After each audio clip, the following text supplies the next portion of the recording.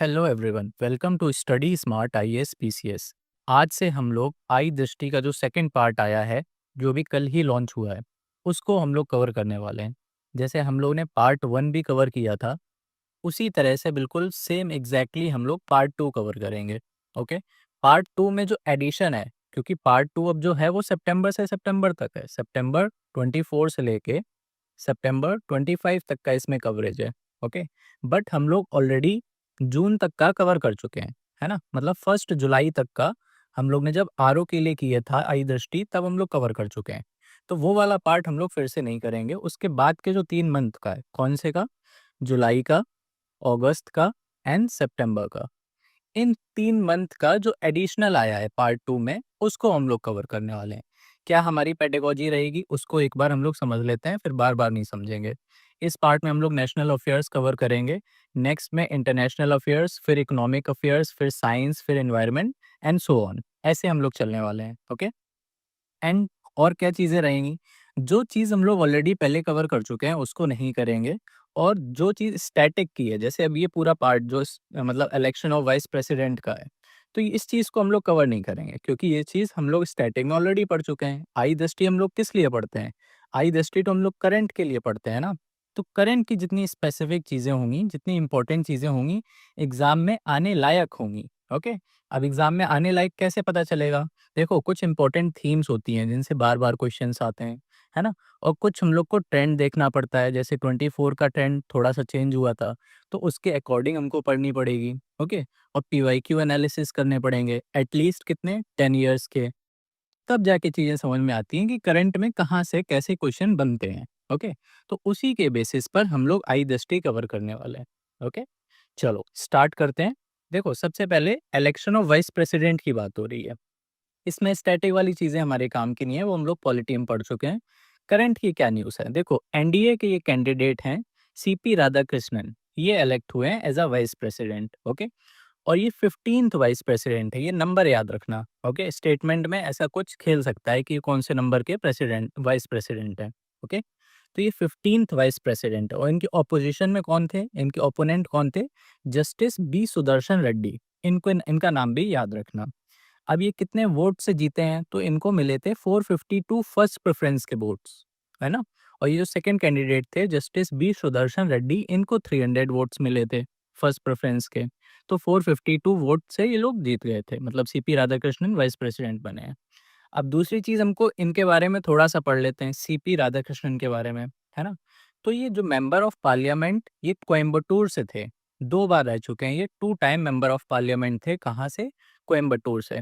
कोयंबटूर कहाँ है? तमिलनाडु में। इसके अलावा ये कुछ जगह के गवर्नर भी रह चुके हैं, जैसे झारखंड के रह चुके हैं, तेलंगाना हो गया, पुडुचेरी हो गया और महाराष्ट्र। 4 जगह के ये गवर्नर रह चुके हैं, तो ये भी याद रखना। स्टेटमेंट में ये पूछ सकता है इसे। ओके? बाकी चीज़ें फिर हमारी स्टैटिक हैं, इनको हम पढ़ेंगे नहीं। नेक्स्ट हमारे काम की चीज़ क्या है? आर्टिकल 68 के अंदर ये इलेक्शन की बात चलती है वाइस प्रेसिडेंट की। तो है तो ये भी स्टैटिक, बट लिखा था तो फिर याद कर लो यहीं पे, है ना? क्योंकि इस टाइप की चीज़ें स्टैटिक में हम लोग भूल जाते हैं पढ़ना, मतलब उतनी इंपॉर्टेंट नहीं रहती हैं, तो फिर नेग्लेक्ट कर देते हैं। फिर देखो नेक्स्ट चलते हैं। नेक्स्ट में क्या है? देखो 1 सेकंड, इसको चेंज कर लेते हैं। हाँ, चलो अब बड़ा-बड़ा दिखेगा। फिर एक ये सर्वे हुआ है ना? स्वच्छ वायु सर्वेक्षण हुआ है। ओके? ये स्टार्ट कब हुआ था पहले तो ये जानो। ये 2019 में एमओईएफसीसी ने स्टार्ट किया था। Ministry of environment, forest and climate change ने 2019 में स्टार्ट किया था स्वच्छ वायु सर्वेक्षण। ओके? अब ये कौन से एक पॉलिसी थी, मतलब पॉलिसी क्या, प्रोग्राम था, नेशनल क्लीन एयर प्रोग्राम। इसके अंडर में आता है ये स्वच्छ वायु सर्वेक्षण। ये किसके लिए है? इन्होंने एनकैप के अंडर 130 सिटीज़ को सेलेक्ट किया था। एमओएफसीसी ने जो 2019 में एक प्रोग्राम लॉन्च किया था एनकैप, उसके अंदर 130 सिटीज़ को सेलेक्ट किया था, जिसमें उनको जो एयर की क्वालिटी है उसको इम्प्रूव करना था। ओके? तो ये 130 सिटीज़ की ही रैंकिंग देते हैं, किसमें? स्वच्छ वायु सर्वेक्षण में। अब इस साल की जो रैंकिंग आई है उसके बारे में हमें पढ़ना है इसमें। ओके? तो ये एमओएफसीसी के जो यूनियन मिनिस्टर हैं, वो ही ये रैंकिंग निकालते हैं, रिलीज़ करते हैं। भूपेंद्र यादव, इनका नाम भी पता होगा। फिर देखो अलग-अलग इसमें कैटेगरीज़ होती हैं, है ना? तो कैटेगरीज में हमको वन मतलब फर्स्ट, सेकंड और थर्ड मेनली याद रखना होता है, और वो भी अगर यूपी से रिलेटेड है ना? क्योंकि हमें देना तो यूपी पीसीएस है, तो यूपी से अगर जो भी चीज़ रिलेटेड मिलती है एमआई दृष्टि में, तो वो अपने आप ही इम्पोर्टेंट हो जाती है। जैसे देखो, सबसे ज़्यादा इम्पोर्टेंट कैटेगरी 1 वाली है, क्योंकि ये पॉपुलेशन अबव 1 मिलियन की है। इसमें फर्स्ट रैंक किसको मिली है? इंदौर को। ये तो ईज़ी है, क्योंकि हर साल लगभग इसी को ही मिलती है। ओके, तो फर्स्ट रैंक हो गई इंदौर को, सेकंड जबलपुर, और थर्ड देखो ये जॉइंट है ना? थर्ड पे 2 सिटीज़ हैं, तो ये याद रखना, आगरा और सूरत, ठीक है? ये जॉइंट है, थर्ड पे आगरा और सूरत, याद हो गया? फिर देखो कैटेगरी 2 में, अब ये कैटेगरी 2 वैसे इतनी इम्पोर्टेंट होती नहीं है, बट यहाँ पे 2 यूपी की सिटीज़ हैं, इस वजह से इम्पोर्टेंट हो गई। तो फर्स्ट पे महाराष्ट्र की अमरावती आ जाएगी, सेकंड पे अगेन देखो जॉइंट, है ना? जॉइंट हैं दोनों यूपी की सिटी, मुरादाबाद और झांसी, मतलब दोनों को ही सेकंड रैंक मिली है। फिर थर्ड पर अलवर, इसको याद रखो चाहे ना रखो, बट ये याद रख लेना दोनों, ओके? अब ये बिलो 3 लैक्स है, इसको याद रखने की कोई नीड नहीं है। नेक्स्ट देखते हैं हम लोग, यूपी की देख लेते हैं, यूपी का क्या स्टेटस है, यूपी की सिटीज़ का, ओके? तो देखो आगरा थर्ड रैंक पर है, ये तो हमने ऑलरेडी देख लिया है ना? यहाँ पे भी देखो देखा था, आगरा हमारी कहाँ पे है? थर्ड रैंक पर है। इसके अलावा और कौन-कौन सी सिटीज़ हैं? तो कानपुर हमारी 5th पे आती है, प्रयागराज 7th पे आती है, वाराणसी 11 पे आती है, और एक लखनऊ और याद रख लेना 15th पर आती है, ठीक है? तो ये कुछ मेन सिटीज़ हैं, इनका याद रख पाना तो रख लेना, नहीं तो मेनली आगरा का थर्ड है एंड लखनऊ की 15 है, ये 2 ज़रूर याद रखना, ठीक है? आगरा थर्ड पे, लखनऊ 15 पे। अब ये सेकंड कैटेगरी, ये सब इतनी इंपॉर्टेंट नहीं है, ओके? फिर देखो दादा भाई नौरोजी की इस बार 200th बर्थ एनिवर्सरी मनाई गई है, इस वजह से ये इंपॉर्टेंट न्यूज़ है। तो इनका बर्थडे कब होता है ये याद रख लो, पहले तो 4th सितंबर को होता है, दादा भाई नौरोजी का बर्थडे कब होता है? 4th सितंबर को। अब इनके बारे में कुछ चीज़ें हम लोग जान लेते हैं, वैसे तो ये सब चीज़ें स्टैटिक की हैं, बट यहाँ पे लिखी हैं तो फिर देख लेते हैं एक बार जल्दी-जल्दी से। अगर कोई मतलब सबसे ज़्यादा बार आईएनसी का प्रेसिडेंट कौन बना? ऐसा कुछ क्वेश्चन आता है तो वो दादा भाई नौरोजी थे। ये 3 बार टोटल प्रेसिडेंट बने थे। कब-कब? 86 में, 1893 में और 1906 में। तो 3 टाइम्स, मतलब most number of times president कौन बने? दादा भाई नौरोजी। बट अगर ऐसा कुछ पूछ लिया जाए कि लॉन्गेस्ट टाइम पीरियड के लिए कौन बना? है ना? लॉन्गेस्ट टाइम पीरियड मतलब क्या हो गया? टाइम स्पैन हो गया। ये यहाँ पे किसकी बात हो रही है? Number of times. Number of times की बात करेंगे तो दादा भाई नौरोजी हो जाएँगे, बट अगर लॉन्गेस्ट टाइम पीरियड की बात करेंगे, तो वो होंगे अबुल कलाम आज़ाद, है ना? ये लॉन्गेस्ट क्यों बने थे? क्योंकि 1940 से लेके 1946, है ना? मतलब वर्ल्ड वॉर 2 की वजह से इसके बीच में इलेक्शन ही नहीं हुए थे, तो इस वजह से ये लॉन्गेस्ट हो जाते हैं। अबुल कलाम आज़ाद, ये 2 नाम याद रखना। चलो, अब फिर इनके बारे में थोड़ा-सा और पढ़ लेते हैं, दादा भाई नौरोजी के बारे में। तो ये तो देखो हमको पता है कि 1892 में इन्होंने, मतलब ये फर्स्ट इंडियन बने थे जो ब्रिटिश पार्लियामेंट में इलेक्ट हुए थे। ओके, 1892 में ये पहले इंडियन बने थे जो ब्रिटिश पार्लियामेंट में इलेक्ट हुए थे। कहाँ से हुए थे? Central Finsbury. ओके, इन्होंने एक बुक लिखी थी, poverty and un-British rule in India, ये तो सबको पता होता है। फिर रस्त गुफ्तार, ये एक जर्नल था, ये भी इन्होंने स्टार्ट किया था, गुजराती में था ये। इन्होंने ईस्ट इंडिया एसोसिएशन भी स्टैब्लिश करी थी, और ये एक कमिटी थी, उसके मेंबर भी थे, वेलबी कमीशन, है ना? ये किसके ऊपर थी अगर ऐसा कुछ आ जाए, तो ये इंडियन एक्सपेंडिचर जो हो रहा था, उसको एग्ज़ामिन करने के लिए था, ओके? वेलबी कमीशन, उसके भी ये मेंबर थे। फिर ये ड्रेन थ्योरी इन्होंने दी थी, तुमको पता है, ओके? और इन्हीं को ही grand old man of India कहा जाता है। तो इतनी चीज़ें हमको पढ़नी थी दादा भाई नौरोजी के बारे में। फिर नेक्स्ट देखते हैं अंगीकार, है ना? अब ये अंगीकार क्या है? नाम से नहीं समझ में आ रहा है। तो ये अंगीकार बेसिकली क्या है? ये जो ministry of housing and urban affairs का जो एक प्रोग्राम है ना, प्रधानमंत्री आवास योजना, उसके अंडर भी अर्बन 2.0, है ना? पहले अर्बन था, अब ये दोबारा सेकंड बार लॉन्च किया है, तो इस वजह से इसमें 2.0 लगा दिया है, ओके? प्रधानमंत्री आवास योजना अर्बन 2.0, इसी के अंडर जितनी भी स्कीम्स हैं, है ना? इसके अंदर ये तो एक अम्ब्रेला स्कीम हो गई, इसके अंदर भी बहुत सारी स्कीम्स होंगी। तो उन्हीं को ही बढ़ावा देने के लिए, मतलब बूस्ट करने के लिए, एक्सेलरेट करने के लिए ये एक अंगीकार कैंपेन लॉन्च किया गया है। ये क्या होगा? ये 2 महीने का होगा, है ना? एप्रॉक्स 2 मंथ्स का कैंपेन होगा। कब का? सितंबर एंड अक्टूबर 2025, ओके? समझ गए? तो यही बस इसमें जानना था कि अंगीकार क्या है, बाकी इसमें और कुछ इम्पोर्टेंट नहीं है, ओके? इनका नाम जानना याद होगा वैसे तो, लेकिन अगर नहीं है तो यहीं पे याद कर लो। Minister of housing and urban affairs कौन है? मनोहर लाल। इन्हीं ने ये लॉन्च किया है, समझ गए।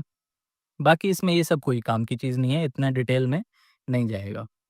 फिर देखो, first anniversary of the launch of यही पीएम आवास योजना 2.0, मतलब ये किस दिन लॉन्च हुई थी, है ना? तो इसकी एक डेट लिखी हुई है 17 सितंबर। इसी दिन ये पिछले साल लॉन्च हुई थी, इस वजह से इसको फर्स्ट एनिवर्सरी है। ओके। फिर देखो, इसकी जैसे स्कीम्स के ऊपर तो काफ़ी क्वेश्चंस आते हैं, कब कौन-सी स्कीम लॉन्च हुई? तो हम लोग ये भी पढ़ते जाएँगे कि कब कौन-सी स्कीम लॉन्च हुई है ना? क्योंकि ये देखो 2015 में लॉन्च हुई है, तो अभी कितने 10 साल हो गए ना, 10 इयर्स हो गए, इस वजह से और इम्पोर्टेंट हो जाती है। तो प्रधानमंत्री आवास योजना कब लॉन्च हुई थी? 2015 में, ये याद रखना, ओके? और इसका objective for ensuring housing for all कब का था? मतलब टारगेट क्या था कि कब तक सबको हाउसिंग मिल जाएगी? तो 2022 का टारगेट था, ओके? तो 2015 में लॉन्च हुई थी, टारगेट कब का था? 2022 का, ओके? फिर उसके बाद अर्बन 2.0 लॉन्च कब हुई? ये तो 2.1 हो गई, है ना? 2.0 ये बोल लो या फिर 2.0 बोल लो, वो सितंबर 2024 में, मतलब पिछले साल ही हुई थी, है ना? जो हम लोग ने ये डेट पढ़ी ना 17 सितंबर, है ना? तो 17 सितंबर को ही हुई थी। 17 सितंबर 2024 को लॉन्च हुई थी। तो ये कुछ डेट्स, ईयर्स हैं, वो ध्यान में रखना थोड़ा-सा। फिर देखो, एक ये स्कीम चलाई गई है, इंसेंटिव स्कीम किसके लिए? प्रमोशन के लिए। किसके प्रमोशन करना है? रिसाइक्लिंग ऑफ क्रिटिकल मिनरल्स, है ना? जितने भी क्रिटिकल मिनरल्स हैं, उनके रिसाइक्लिंग के प्रमोशन के लिए एक स्कीम चलाई गई है, इंसेंटिव स्कीम। इसमें क्या जानना है हमको? ये 6 ईयर्स के लिए चलाई गई है। कब से कब तक? 2025 से लेके 2031 तक, ओके? ये किस मिशन के अंडर आ जाएगा? ये नेशनल क्रिटिकल मिनरल मिशन, है ना? ये कब अप्रूव हुआ था यूनियन कैबिनेट में? 29 जनवरी 2025, 29 जनवरी 2025, ओके। फिर इसका एस्टिमेट कितना है ना? मतलब इसको फंड कितना है? 1,500 करोड़, है ना? 1,500 करोड़ इसका इंसेंटिव है, ओके। तो ये बस छोटी-मोटी चीज़ें हैं, ये याद रखना था। 6 ईयर्स के लिए, किस मिशन के अंडर है, किस डेट को लॉन्च हुई है और कितना इसका फंड है, ओके। चलो, नेक्स्ट चलते हैं हम लोग। एक ये बिहार में एक इनिशिएटिव लॉन्च हुआ है ना? ये नरेंद्र मोदी ने किया है, prime minister, honourable prime minister Narendra Modi ji ने किया है, इस वजह से इम्पोर्टेंट हो जाता है। देखो, क्या नाम है इसका? बिहार स्टेट जीविका निधि क्रेडिट कोऑपरेटिव फेडरेशन लिमिटेड, है ना?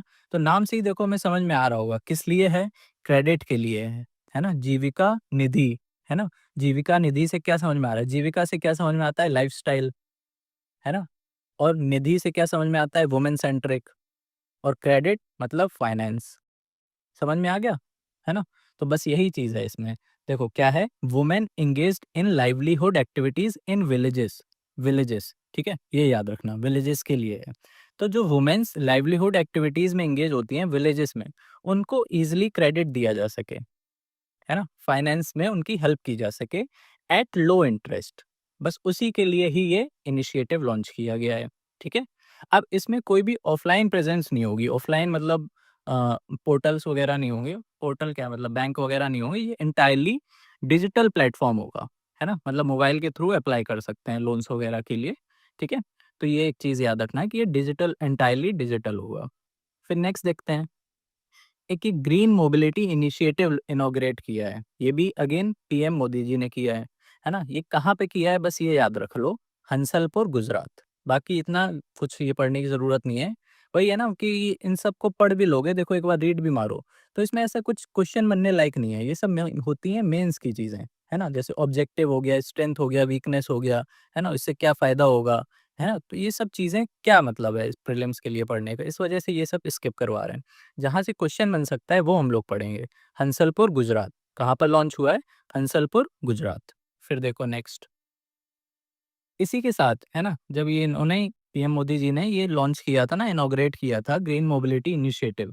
इसी के साथ एक सुजुकी की first India manufactured global strategic battery electric vehicle, जिसका नाम है ई विटारा, है ना? मतलब एक तरह से ये इलेक्ट्रिक व्हीकल है ई विटारा। किसकी है? सुजुकी की। ये भी इन्होंने इनॉग्रेट की थी, ठीक है? ये कंप्लीटली मेड इन इंडिया होगी। ये जो ई विटारा है ना, ये completely made in India vehicle है। फिर देखो, एक ये है यूडीआईएसई प्लस, है ना? ये किस मिनिस्ट्री का है, उसका फुल फॉर्म क्या है, ये जान लोगे बस। उसके अलावा ये इतना डाटा वाटा किसी काम का नहीं है। देखो फुल फॉर्म क्या है, पहले ये देखते हैं। Unified district information system for education plus, ठीक है। एजुकेशन हो गया, है ना। कीवर्ड्स पकड़ा करो, देखो यूनिफाइड, यूनिफाइड मतलब क्या हो गया कि एक जगह सब कुछ हम लोग रख दें, है ना। फिर देखो डिस्ट्रिक्ट इंफॉर्मेशन सिस्टम, मतलब डिस्ट्रिक्ट वाइज इसमें जितना भी इंफॉर्मेशन होगा किसका, एजुकेशन का, वो यूनिफाइड तरह से एक डेटाबेस में स्टोर किया जाएगा, ताकि स्कीम वगैरह हो गई, है ना, ये सब अच्छे से इम्प्लीमेंट किया जा सके। हमारे पास पूरा डेटाबेस होगा तभी तो हम अच्छे से इनिशिएटिव ले पाएंगे ना, चीज़ों को इम्प्रूव करने का। तो वही है ये। अभी एजुकेशन के लिए है तो ऑब्वियस हो गया, मिनिस्ट्री ऑफ एजुकेशन का ही होगा। ओके। बाकी इसमें देखो कितनी चीज़ें हैं, ये सब फैक्ट वगैरह ये सब नहीं पढ़ना है, कि टीचर की स्ट्रेंथ कितने से कितनी हो गई, पीपल टीचर रेशियो कितना हो गया, ये सब अपने काम की चीज़ ही नहीं है ना। इतना ना पढ़ पाएंगे और ना याद रख पाएंगे। पढ़ो उतना ही जितना याद रख पाओ। पढ़ने को तो फिर बहुत सारी चीज़ें होती हैं, बट जितना रिटेन हो जाए उतना ही पढ़ो। फिर देखो comprehensive modular survey on education, ये भी उसी की तरह है, जैसे हम लोग ने ये वाला सर्वे पढ़ा ना, वैसे ही एक ये भी सर्वे है। ये भी एजुकेशन के ऊपर ही है। बस इसमें क्या है कि एक बच्चा अपने एजुकेशन पर कितना खर्च करता है, हाउस होल्ड स्पेंडिंग ये मेजर करता है स्टूडेंट्स की, ठीक है। ये कौन लॉन्च करता है, कंडक्ट करता है, नेशनल सैंपल सर्वे। ये याद रखना बस, नेशनल सैंपल सर्वे क्या होता है, इसमें इसमें हाउस होल्ड स्पेंडिंग एस्टिमेट किया जाता है, उसका पूरा डाटा लिया जाता है। ओके, चलो। फिर ये इम्पोर्टेंट है ना, पहली बार किसी भी इंडिया के स्टेट में ई वोटिंग हुई है। ई वोटिंग मतलब मोबाइल से वोटिंग हुई है। कहाँ पर हुई है, बिहार में हुई है। ओके, फर्स्ट स्टेट है ये, इंडिया का फर्स्ट स्टेट है जहाँ पर मोबाइल से वोटिंग हुई है। Implement mobile app based e voting. Okay, official elections की बात हो रही है। अब ये ऑफिशियल इलेक्शन कौन से थे, अर्बन लोकल बॉडी इलेक्शंस थे, ठीक है। लोकसभा राज्यसभा या फिर स्टेट वाले नहीं थे, अर्बन लोकल बॉडी के इलेक्शन थे, उसमें हुई है ना। अब ये बहुत ही कम ऐसी जगह हैं जहाँ पे मोबाइल से वोटिंग हुई है, जिसमें से कि एक एग्जांपल एस्टोनिया है ना, एस्टोनिया में भी मोबाइल वोटिंग हो चुकी है। तो उस लीग को इसने ज्वाइन कर लिया है, बिहार ने, ठीक है। अब पहली वोटर कौन थी जिन्होंने पहली मतलब पहला वोट दिया होगा ना किसी ने, तो ये इनका नाम है विभा कुमारी, है ना, विभा कुमारी। इन्होंने पहला वोट दिया था मोबाइल से, पहला वोट दिया था, first Indian voter to successfully cast her vote via mobile phone. Okay.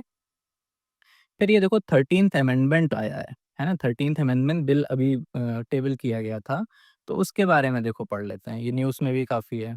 तो इसमें देखो क्या है, minister will be removed from office if they are arrested and detained for 30 days in relation to criminal offence. मतलब कोई भी office arrest होता है या फिर डिटेन होता है 30 डेज के लिए क्रिमिनल ऑफेंस के लिए, तो फिर वो मतलब उसकी ड्यूटी है ना, उससे हटा दिया जाएगा। तो इसमें देखो सभी कोई आएगा, प्राइम मिनिस्टर भी आ जाएंगे, चीफ मिनिस्टर भी आ जाएंगे, और कोई एनी अदर मिनिस्टर भी हो सकता है, सेंट्रल का भी हो सकता है और स्टेट गवर्नमेंट का भी हो सकता है। ओके, तो ये चीज़ थी इसमें। अब और इसके क्या प्रोविज़न है, देखो कौन-कौन आएगा वो तो हमने देख लिया, है ना? और सभी के ही आएँगे, देखो दिल्ली के भी आएँगे, मतलब स्टेट के तो हैं ही हैं, स्टेट गवर्नमेंट, साथ में यूटीज़ के भी हैं, देखो दिल्ली के भी हैं, पुडुचेरी और कश्मीर, सारे हैं। तो सब कुछ इसमें जितने ही मिनिस्टर्स हैं इंडिया में, लगभग सभी कोई ही कवर हो जाएँगे, है ना? अब इसमें देखो क्या-क्या है, accused of offence punishable with imprisonment for a term of 5 years और मोर, है ना? मतलब कौन-कौन इसमें काउंट होंगे? देखो जिनको 5 साल या फिर उससे ज़्यादा का इम्प्रिजनमेंट होगा, ओके? या तो फिर 30 डे की कॉन्सेक्यूटिव डेज़ की कस्टडी होगी, मतलब अरेस्ट या डिटेन किया जाएगा, ओके? फिर क्या है, in the case of minister in the central government, the minister will be removed by the president on the advice of the prime minister. समझ गए? मतलब कोई मिनिस्टर है सेंट्रल गवर्नमेंट में, तो उसको कैसे रिमूव किया जाएगा? प्रेसिडेंट रिमूव करेंगे on the advice of prime minister, okay? But ये वाला जो केस है 30 डेज़ कॉन्सेक्यूटिव डेज़ वाला केस है ना, उसमें या तो वो पहले रिज़ाइन कर दें, है ना? लेकिन अगर रिज़ाइन नहीं किया है तो फिर ऑटोमैटिकली रिमूव हो जाएँगे। एक है ना, they automatically cease to hold the office, है ना? इसमें फिर ये चीज़ नहीं लगेगी कि प्रेसिडेंट करेंगे on the advice of prime minister, ये ऑटोमैटिकली हो जाएँगे, उनको करने की ज़रूरत ही नहीं है। कौन से केस में? ये 30 डेज़ कॉन्सेक्यूटिव डेज़ वाले में, ओके? समझ गए?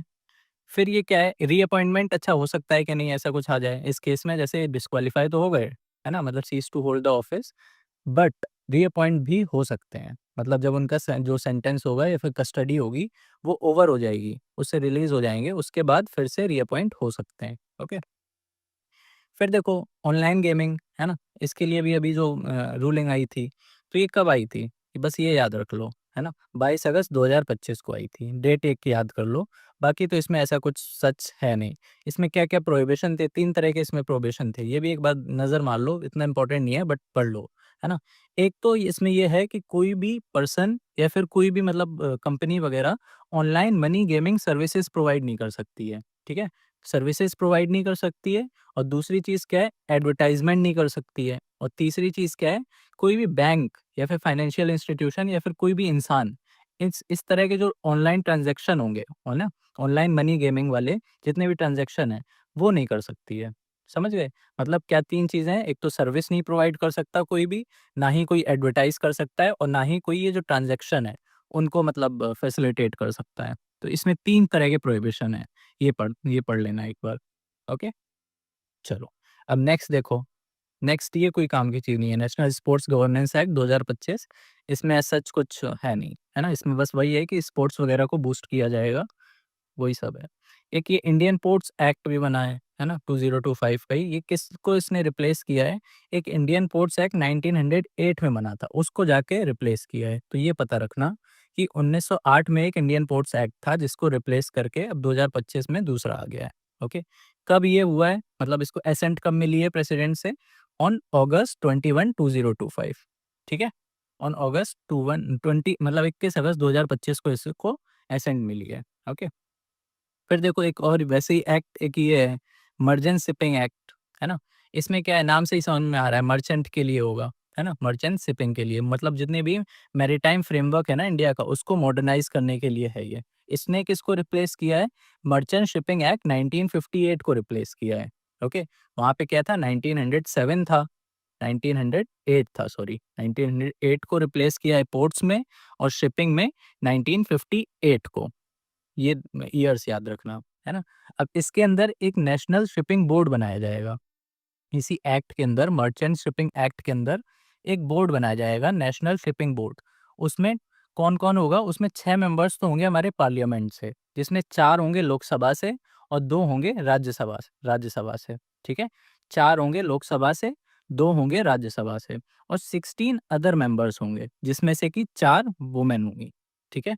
तो टोटल कितने हो गए? 16 ये हो गए और 6 ये हो गए, टोटल 22 मेंबर्स होंगे, ठीक? उनका स्प्लिट हम लोग ने देख लिया। फिर एक ये Lucknow metro rail project phase 1 भी, है ना? मतलब अभी तो एक लाइन तो ऑपरेशनल है लखनऊ में, जो नॉर्थ ईस्ट नहीं, नॉर्थ से साउथ की तरफ जाती है ना? कहाँ से कहाँ तक जाती है? ये नॉर्थ में है इसकी, इधर लिखा हुआ है मुंशी पुलिया स्टेशन है ना? मुंशी पुलिया। और साउथ में कौन-सा स्टेशन है? सीसीएस एयरपोर्ट, ठीक है? अब क्योंकि कैपिटल है लखनऊ, तो ये छोटी-मोटी चीज़ें थोड़ी-सी पढ़नी पड़ेंगी। तो ये मुंशी पुलिया से लेके सीसीएस एयरपोर्ट, सीसीएस क्या है? चौधरी चरण सिंह, है ना? चौधरी चरण सिंह एयरपोर्ट तक जाती है। अब एक ये ईस्ट वेस्ट कॉरिडोर भी बनाया जा रहा है, उसी को ही नाम दिया गया है फेज़ 1 बी। ये देखो लिखा है ईस्ट वेस्ट कॉरिडोर। ये कितना लंबा होगा? 11.165 किलोमीटर होगा। इसमें टोटल 12 स्टेशंस होंगे, इसमें 7 अंडरग्राउंड होंगे और 5 एलिवेटेड होंगे। तो जब ये बन जाएगी 11.165 किलोमीटर, तो टोटल लेंथ जो लखनऊ में हो जाएगी मेट्रो की, वो 34 किलोमीटर हो जाएगी। ओके? ये देखो लिखा हुआ है सीसीएस से लेके मुंशी पुलिया तक चल रही है, नॉर्थ साउथ वाली। ओके? तो ये हो गया हमारा। अच्छा, इसको एक लिम्का बुक ऑफ रिकॉर्ड्स में भी इनका नाम है। सीसीएस जो मेट्रो स्टेशन है, इसका लिम्का बुक ऑफ रिकॉर्ड्स में भी नाम है। क्यों? क्योंकि ये फास्टेस्ट कंस्ट्रक्टेड अंडरग्राउंड स्टेशन था इंडिया का। ठीक है? फिर इंडिया में अगर हम बात करें, है ना? मतलब कितने पैसेंजर्स डेली ट्रैवल करते हैं मेट्रो से, इंडिया की बात कर रहे हैं, लखनऊ की नहीं, ठीक है? तो इंडिया 3rd नंबर पर आता है। एक चीज़ ये भी याद रखना, ओके? पैसेंजर्स के मामले में, डेली राइडरशिप, ठीक है? फिर देखो projects under mission semiconductor, India semiconductor mission, है ना? इसमें देखो ऑलरेडी पहले 6 थे, है ना? बट अब 4 और मोर सेमीकंडक्टर प्रोजेक्ट्स स्टार्ट किए गए हैं। तो टोटल अब कितने हो गए? टोटल 10 हो गए हैं। पहले 6 ऑलरेडी लॉन्च कर दिए थे, अभी रिसेंटली 4 और लॉन्च किए हैं, तो टोटल 10 हो गए हैं, है ना? अब 4 वो कौन-कौन से हैं ये देख लो। एक तो ये देखो ये है 6M सेम प्राइवेट लिमिटेड और 3D glass solutions, advance system and packaging technologies और कॉन्टिनेंटल डिवाइस प्राइवेट लिमिटेड, है ना? ये 4 न्यूली अप्रूव्ड यूनिट्स हैं, ठीक है? इसमें नाम एक बार बस पढ़ लेना, इतना कुछ इंपॉर्टेंट नहीं है इसमें, इसलिए मार्क भी नहीं किया है। बस ये याद रखना ये कंट्री का फर्स्ट कमर्शियल कंपाउंड फैब है ना? कौन-सा? Silicon carbide based compound semiconductor fab. कहाँ बन रहा है ये? 6M private limited, okay? 6M private limited कहाँ पे है ये? ओडिशा में है, भुवनेश्वर, ओडिशा में। एक कंट्री का पहला है, इस वजह से इम्पोर्टेंट है बस, ओके? चलो, और देखो सेमिकॉन इंडिया, है ना? ये कहाँ पर हुई है? बस ये याद रखो, ये यशोभूमि द्वारका में हुई है इस बार, ठीक है? 2025 की जो है, वो यशोभूमि द्वारका में हुई है। ये कंट्री की लार्जेस्ट सेमीकंडक्टर कॉन्फ्रेंस है, इस वजह से इम्पोर्टेंट है। इससे पहले कहाँ पे हुई थी वो सब याद नहीं रखना है, बस यहाँ पे लिखा हुआ है। जैसे 2022 में बैंगलोर में हुई थी, फिर गांधीनगर में, फिर ग्रेटर नोएडा में 2024 में। तो हमें बस 2025 की याद रखनी है, यशोभूमि द्वारका में हुई है ना? इसको किसने कंडक्ट करवाया है? 2 लोगों ने मिलके करवाया है। एक तो आईएसएम इंडिया सेमीकंडक्टर मिशन और सेमी, है ना? इसकी थीम क्या है? Building the next semiconductor power house. Theme भी याद रख लेना, building the next semiconductor power house, ठीक है? फिर देखो एक ये बिल एक और लॉन्च किया गया है, लॉन्च क्या मतलब टेबल किया गया है, द जन विश्वास अमेंडमेंट ऑफ प्रोविजन बिल, है ना? अब ये देखो नाम से ही समझ में आ रहा है, जन जन मतलब क्या होता है? बेसिक सिटीजन्स, कॉमन सिटीजन्स, है ना? मतलब और ये विश्वास, विश्वास से क्या समझ में आता है कि मतलब बोल सकते हैं कि ईज़ ऑफ डूइंग हो जाए, कोई भी चीज़ आराम हो जाए कुल मिला के, है ना? कोऑपरेशन हो जाए, विश्वास हो जाए, ट्रस्ट हो जाए। तो वो उसी के लिए है ये देखो, to promote ease of doing business, ये किसके लिए हो जाएगा? बिज़नेसमैन के लिए। और ईज़ ऑफ लिविंग ये किसके लिए हो जाएगा? कॉमन सिटीजन्स के लिए, है ना? अब ये कैसे होगा? जैसे जो स्ट्रिक्ट रूल्स होते हैं, समझ लो ऐसे समझ लो, जो स्ट्रिक्ट रूल्स हैं, है ना? उसमें खूब सारी पेनल्टीज़ होंगी, खूब सारे प्रोविज़न्स होंगे, स्ट्रिक्ट विजिलेंस होगा। तो इसको थोड़ा अगर ईज़ कर दिया जाए, है ना? मतलब कम कर दिए जाएँ, पेनल्टीज़ वगैरह कम कर दी जाएँ, पनिशमेंट कम कर दिए जाएँ, है ना? थोड़ा विजिलेंस कम कर दिया जाए, तो उससे क्या होगा? ईज़ ऑफ डूइंग बिज़नेस बढ़ जाएगा। तो वही चीज़ है इसमें जन विश्वास में। अभी कॉमन सिटीज़न्स के लिए क्या होगा? जैसे कुछ छोटे-मोटे क्रिमिनल्स होते हैं, है ना? क्रिमिनल्स मतलब छोटे-मोटे ऑफ़ेंस होते हैं, है ना? तो उसमें इतनी स्ट्रिक्ट पनिशमेंट मत दो, छोटी-मोटी पनिशमेंट दे दो। तो उस टाइप की चीज़ें कर देंगे तो फिर ईज़ ऑफ लिविंग भी हो जाएगा, ओके? जिसको हम लोग डिक्रिमिनलाइज़ेशन बोलते हैं। कई सारे ऐसे प्रोविज़न्स होते हैं, जिनको डिक्रिमिनलाइज़ कर दो। है ना? मतलब वो क्रिमिनल ऑफेंस में नहीं आएँगे फिर। तो उस टाइप की चीज़ें करने से ईज़ ऑफ लिविंग भी बढ़ जाएगा। तो वही सब है इसमें जन विश्वास बिल में, ओके? देखो यहाँ पे ये सब लिखा होगा। पहले भी ये किया गया था देखो, जन विश्वास एक्ट, तभी तो अमेंडमेंट है ना, तभी तो अमेंडमेंट किया होगा क्योंकि पुराना बिल होगा। तो पहले 183 प्रोविज़न्स थे, है ना? जिनको डिक्रिमिनलाइज़ किया गया था। अब फिर से 288 प्रोविज़न्स को प्रपोज़ किया गया है डिक्रिमिनलाइज़ करने को, ठीक है? फिर देखो ये सब याद नहीं रखना है, ये सब याद नहीं रखना है, ये कितने प्रोविज़न्स हैं, ये बस बताया है। फिर एक ये हिस्टोरिक पार्टनरशिप हुई है बीएसएनएल की, है ना? किस-किस के साथ हुई है ये याद रख लेना। एरिक्सन, नोकिया, सिस्को और क्वालकॉम 4 लोगों के साथ बीएसएनएल ने पार्टनरशिपिंग करी है ना? मेमोरेंडम ऑफ अंडरस्टैंडिंग ये साइन किया है। कहाँ पर किया है? एक ये इंस्टीट्यूट है ना? ट्रेनिंग इंस्टीट्यूट है, Bharat Ratna Bhimrao Ambedkar institute of telecom training, है ना? ये कहाँ पर पड़ता है? जबलपुर में, ये इम्पोर्टेंट है, ठीक है? जबलपुर में है। वहाँ पर इनकी सेंट्रल हब होगा। ये जो पार्टनरशिपिंग हुई है टेलीकॉम सेक्टर में, टेलीकॉम स्किल डेवलपमेंट बेसिकली इसमें होगा, है ना? तो उसी का ही ये सेंट्रल हब होगा जबलपुर, ठीक है? फिर देखो, एक ये Bangalore metro line, yellow line inaugurate हुई है, ये अपने-अपने काम की चीज़ है नहीं, हमने लखनऊ वाली देख ली, जो हमारे काम की थी, है ना?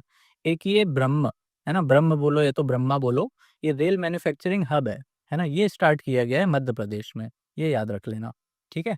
ब्रह्मा, एक तो नाम से भी आ सकता है कि ये क्या है, ये रेल मैन्युफैक्चरिंग हब है, कहाँ पे स्टार्ट हुआ है? मध्य प्रदेश में, ठीक है?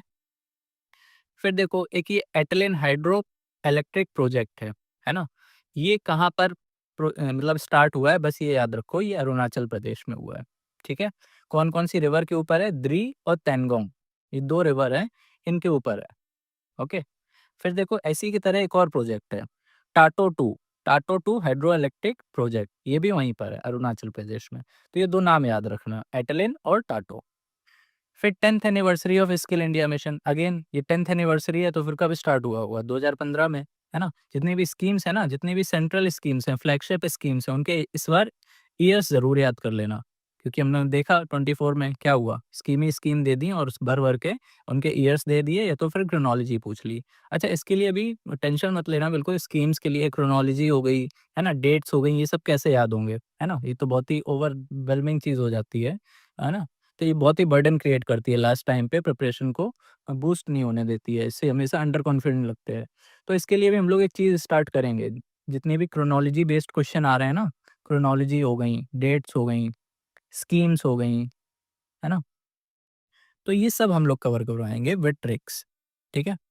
आप लोग ने पहले भी देखी होगी, डेट्स वाली वीडियो तो देखी ही होगी पहले, है ना? डेट्स भी हो गई और हम लोग ने क्या रैंकिंग वाली भी कवर करवा रखी हैं। ट्रिक से सब कुछ याद हो जाता है, ठीक है? तो ये सब हम लोग अभी यूट्यूब पर करने वाले हैं। नेक्स्ट बस शेड्यूल्ड ही है।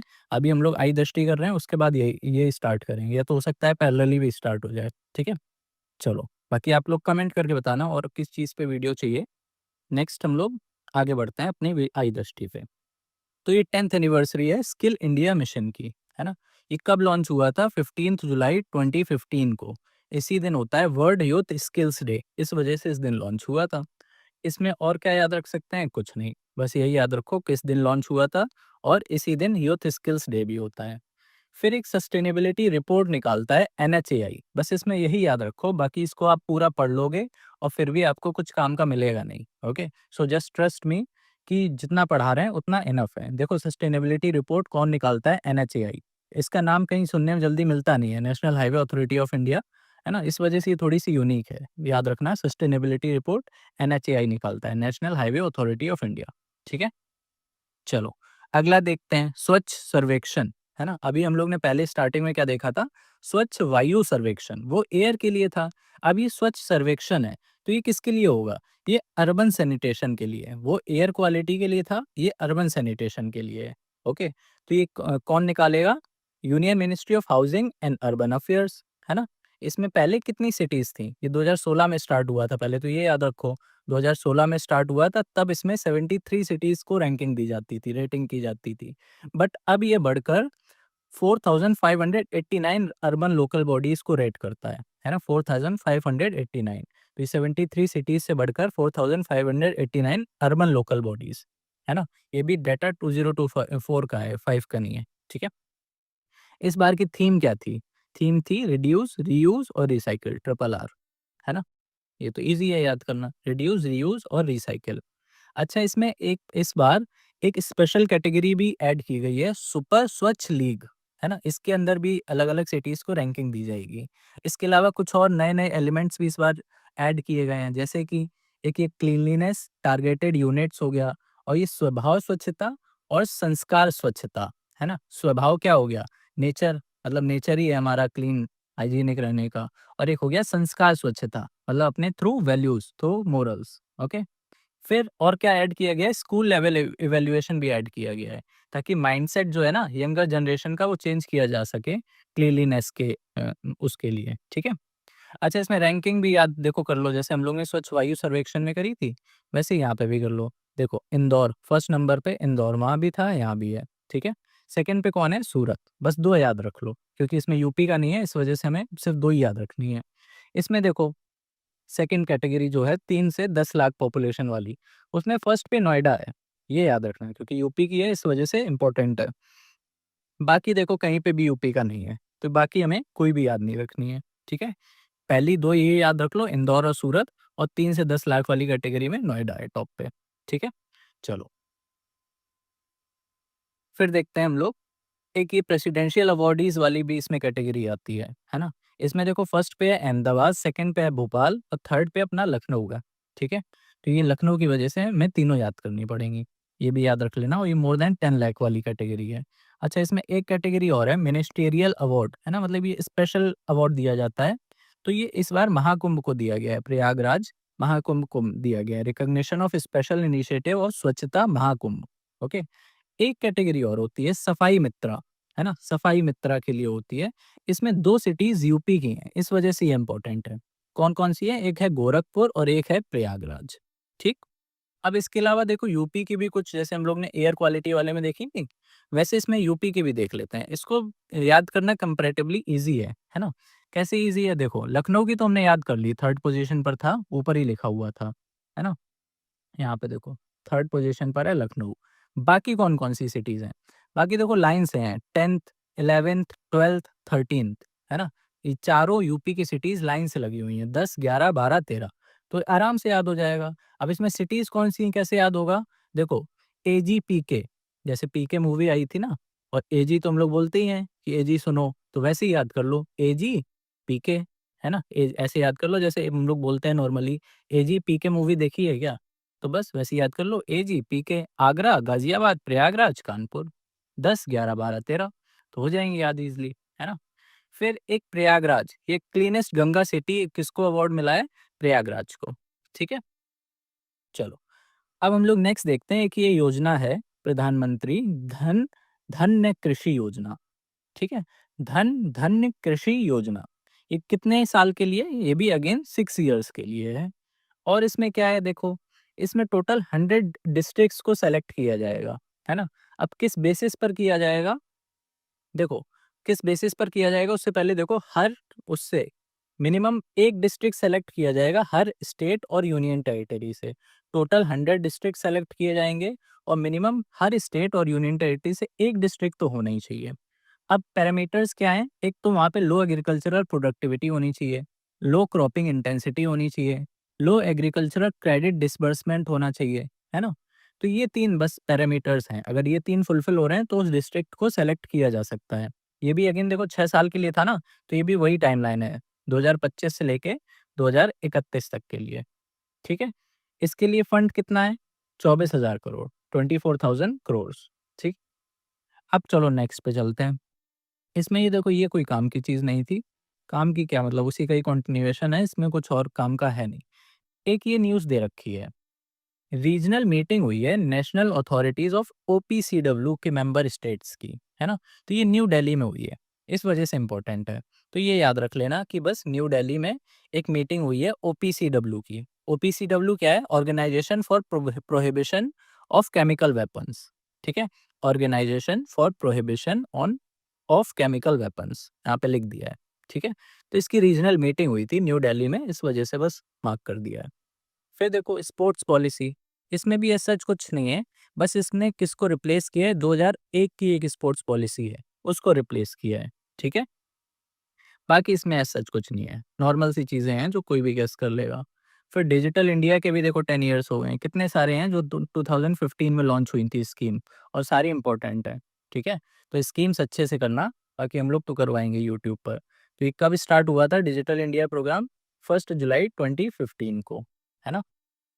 इसमें देखो इस बार का जो 10 ईयर सेलिब्रेशन है ना, उसकी थीम क्या है? थीम बोल लो या तो स्लोगन बोल लो, तो वो है पावर टू एम्पावर, ठीक है? पावर टू एम्पावर, ये थीम है। अच्छा, इंडिया डिजिटलाइज़ेशन के मामले में अगर देखा जाए ना, तो जी20 में 3rd रैंक पर आता है। जी20 में 3rd रैंक पर आता है ना? डिजिटल इकोनॉमी के मामले में। फिर देखते हैं नेक्स्ट हम लोग, नेक्स्ट क्या है? स्मार्ट सिटीज़, है ना? अब स्मार्ट सिटी देखो बहुत इम्पोर्टेंट टॉपिक है। इवन अगर आप इस बार के 24 के मेंस में देखोगे, है ना? पीसीएस मेंस में देखोगे, तो अलग-अलग जीएस पेपर में इसको 3 बार पूछा गया था। टोटल 3 टाइम्स पूछा गया था सेम क्वेश्चन, स्मार्ट सिटीज़ के ऊपर। इकोनॉमी में ही पूछ लिया इसको, है ना?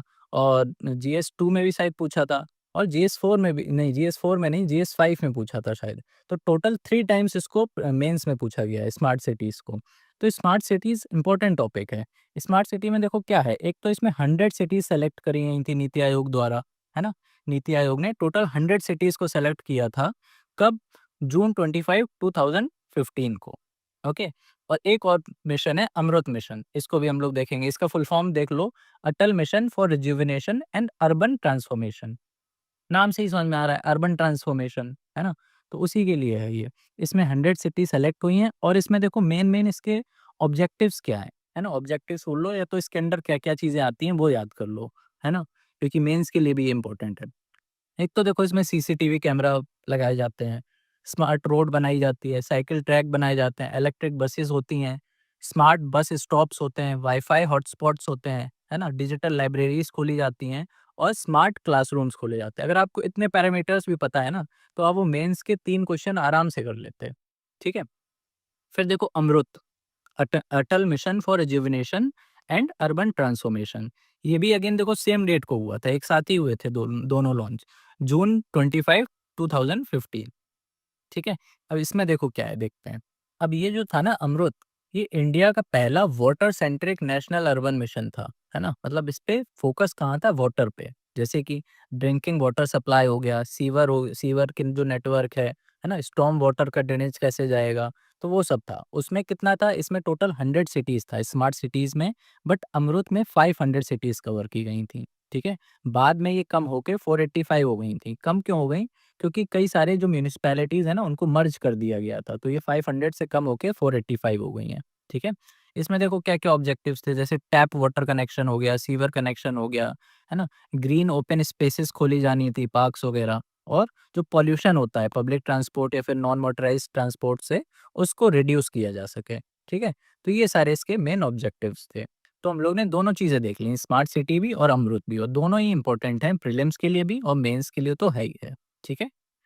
फिर देखो स्पेशल इंटेंसिव रिवीजन हो रहा है इलेक्टोरल रोल्स का बिहार में, है ना? तो ये इम्पोर्टेंट है। एक काफ़ी टाइम बाद इंडिया में ऐसा हो रहा है। इवन बिहार ये फर्स्ट स्टेट बन गया है जिसको चूज़ किया गया है for large scale re-verification of electoral rolls, है ना? अब इसके इसमें कुछ इश्यूज़ चल रहे थे, इस वजह से ये काफ़ी न्यूज़ में था। जैसे कि क्या था, जैसे ये री-वेरिफिकेशन होगा इलेक्टोरल रोल्स का, मतलब वोटर लिस्ट का। तो उसमें इन्होंने टोटल 11 टाइप्स के डॉक्यूमेंट्स माँगे थे, है ना? मतलब टोटल 11 नहीं, 11 में से कुछ भी आप दिखा सकते हो। एक मतलब लिस्ट थी 11 टाइप्स के डॉक्यूमेंट की, उसमें से अगर आपके पास कुछ है, तो आपको वेरीफ़ाई कर दिया जाएगा।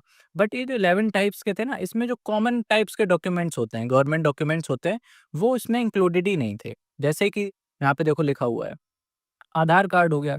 ओरिजिनली मतलब यूजुअली क्या होता है, लोगों के पास यही सब तो होता है, या तो आधार कार्ड होगा, या तो पुराना वोटर आईडी कार्ड होगा, या तो राशन कार्ड होगा। तो इन सबको इन्होंने इंक्लूड ही नहीं किया। ये जो 11 टाइप्स के डॉक्यूमेंट थे, इसमें इंक्लूडेड ही नहीं थे। इसी वजह से बाद में सुप्रीम कोर्ट ने मतलब बोला था इलेक्शन कमीशन से कि इन सबको भी इंक्लूड करो। इस वजह से ये काफ़ी न्यूज़ में था, ठीक है? बस इतना इसके लिए जानना बहुत है। बाकी एक और चीज़ है कि Bihar has become the first state in the country where every polling station will have fewer than 1200 voters. पहले इसकी क्या लिमिट थी, 1500 वोटर्स पर सेंटर, मतलब एक सेंटर पर 1500 वोटर से ज़्यादा नहीं होते थे पहले। बट अब इसको कम करके 12,000 वोटर कर दिया गया है ना? मतलब अच्छी बात है कि एक सेंटर पे 12,000 ही जाएँगे, पहले 15,000 जाते थे, ठीक है? तो ये पहला स्टेट बन गया है जहाँ पे इसको 12,000 वोटर, इसकी लिमिट 12,000 कर दी है 15,000 से। फिर देखते हैं नेक्स्ट क्या है? बस खत्म होने वाला है। देखो first assembly of the international big cat alliance हुई है ना? ये अपनी दिल्ली में ही हुई है, इस वजह से इम्पोर्टेंट है। ये किसके लिए है international big cat alliance? 7 major big cats के लिए है, ठीक है? इसकी नोडल एजेंसी कौन-सी है इंडिया में?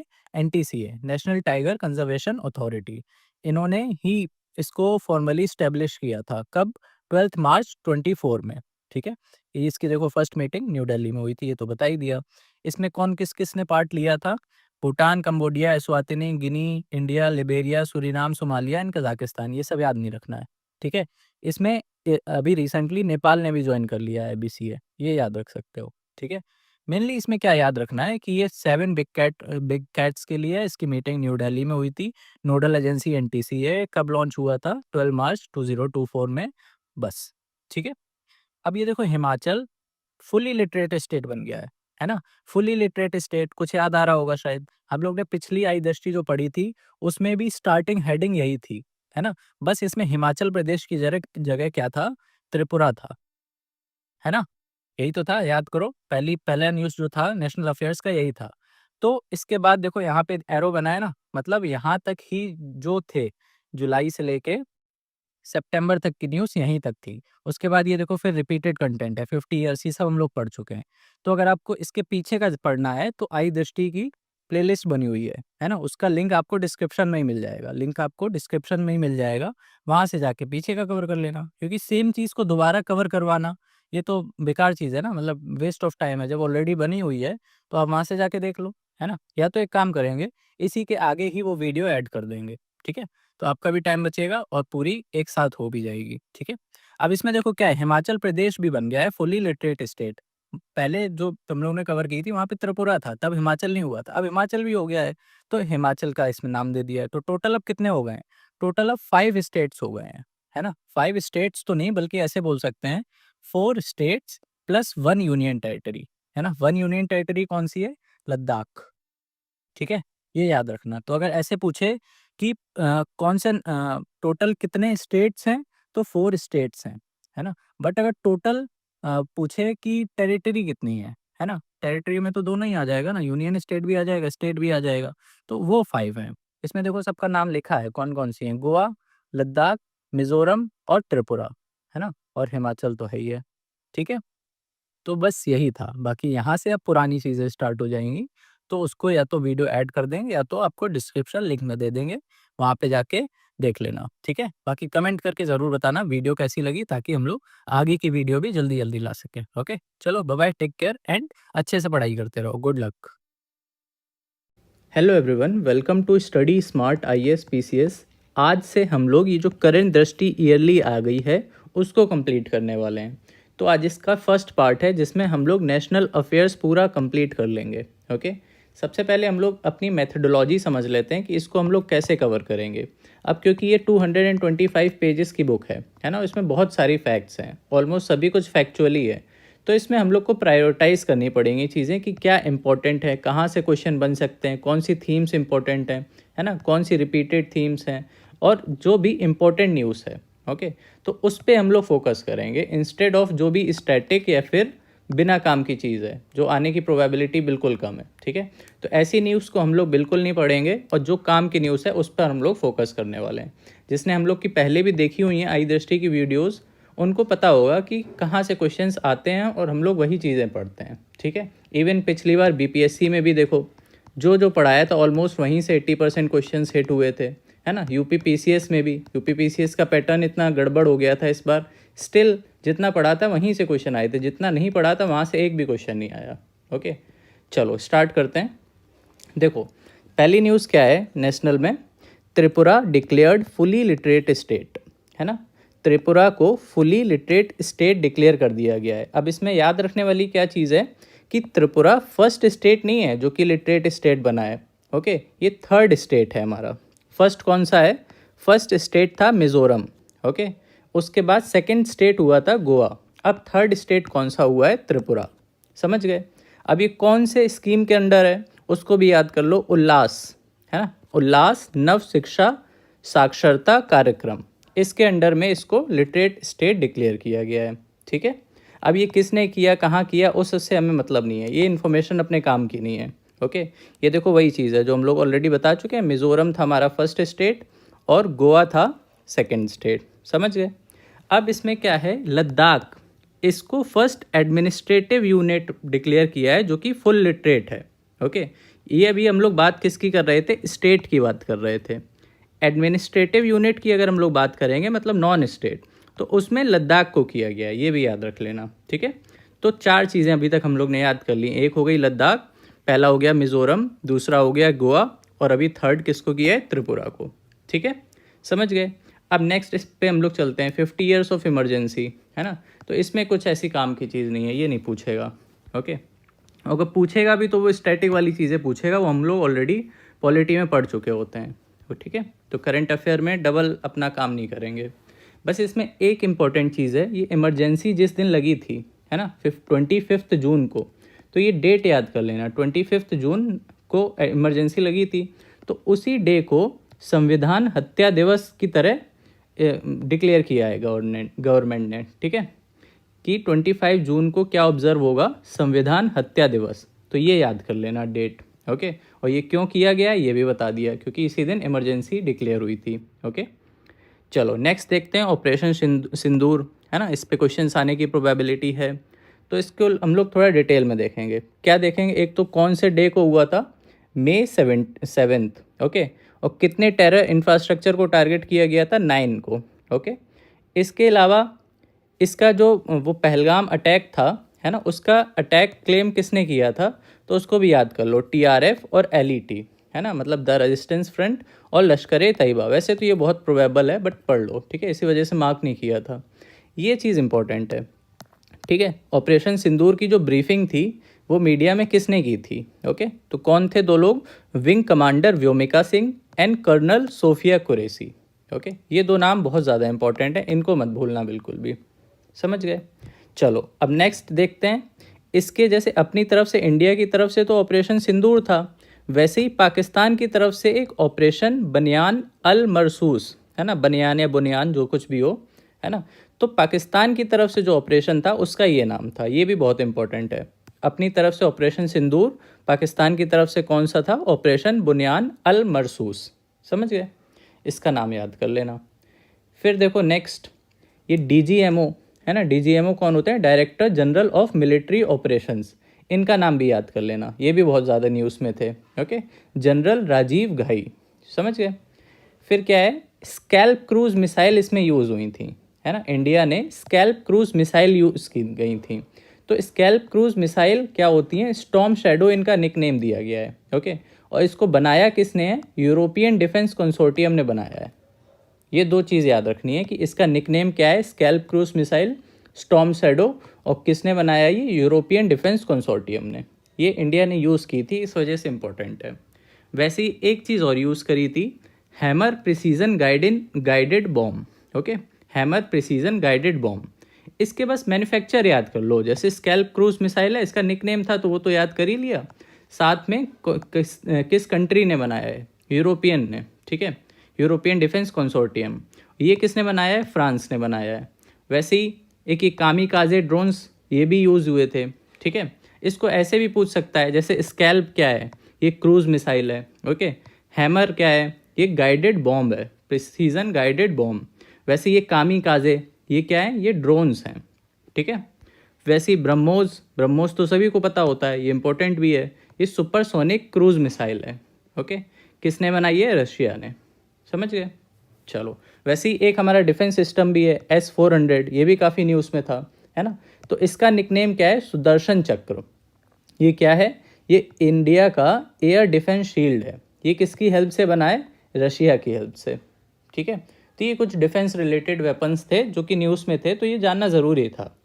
नेक्स्ट हम लोग देखते हैं, पहले के भी कुछ पास मिलिट्री ऑपरेशंस हुए हैं, है ना, जो इंडिया ने किए अगेंस्ट पाकिस्तान, तो उनको भी थोड़ा थोड़ा पढ़ लेना। जैसे कैक्टस लिली हुआ था 1971 में, है ना, बस एक आइडिया होना चाहिए कि हाँ ये इंडिया ने पाकिस्तान के अगेंस्ट किया था, ओके।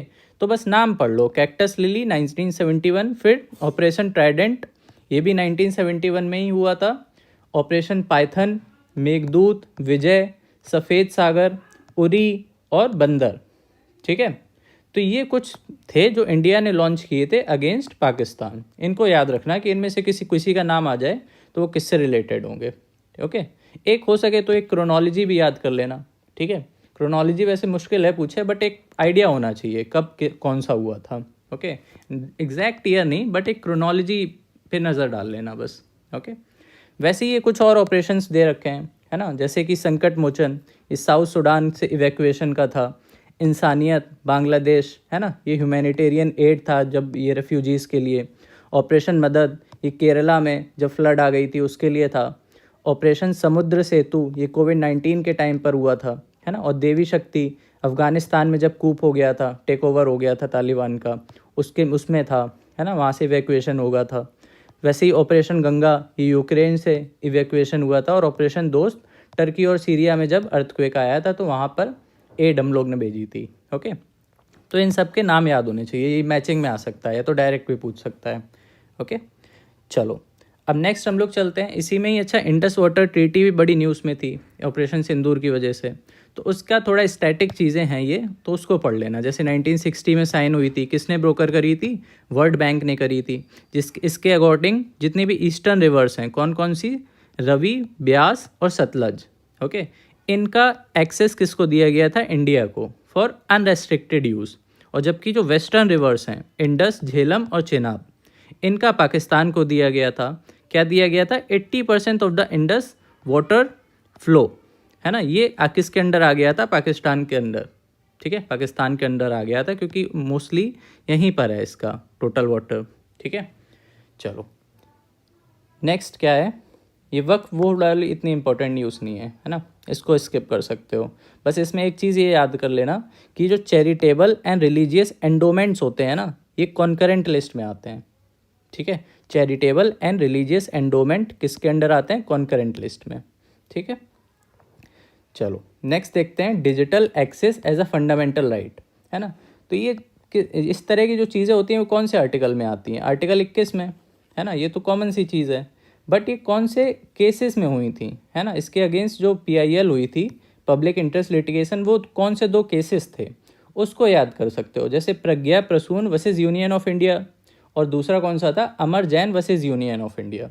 इन 2 केसेस से निकल के ही आया है हमारा digital access as a fundamental right, ठीक है।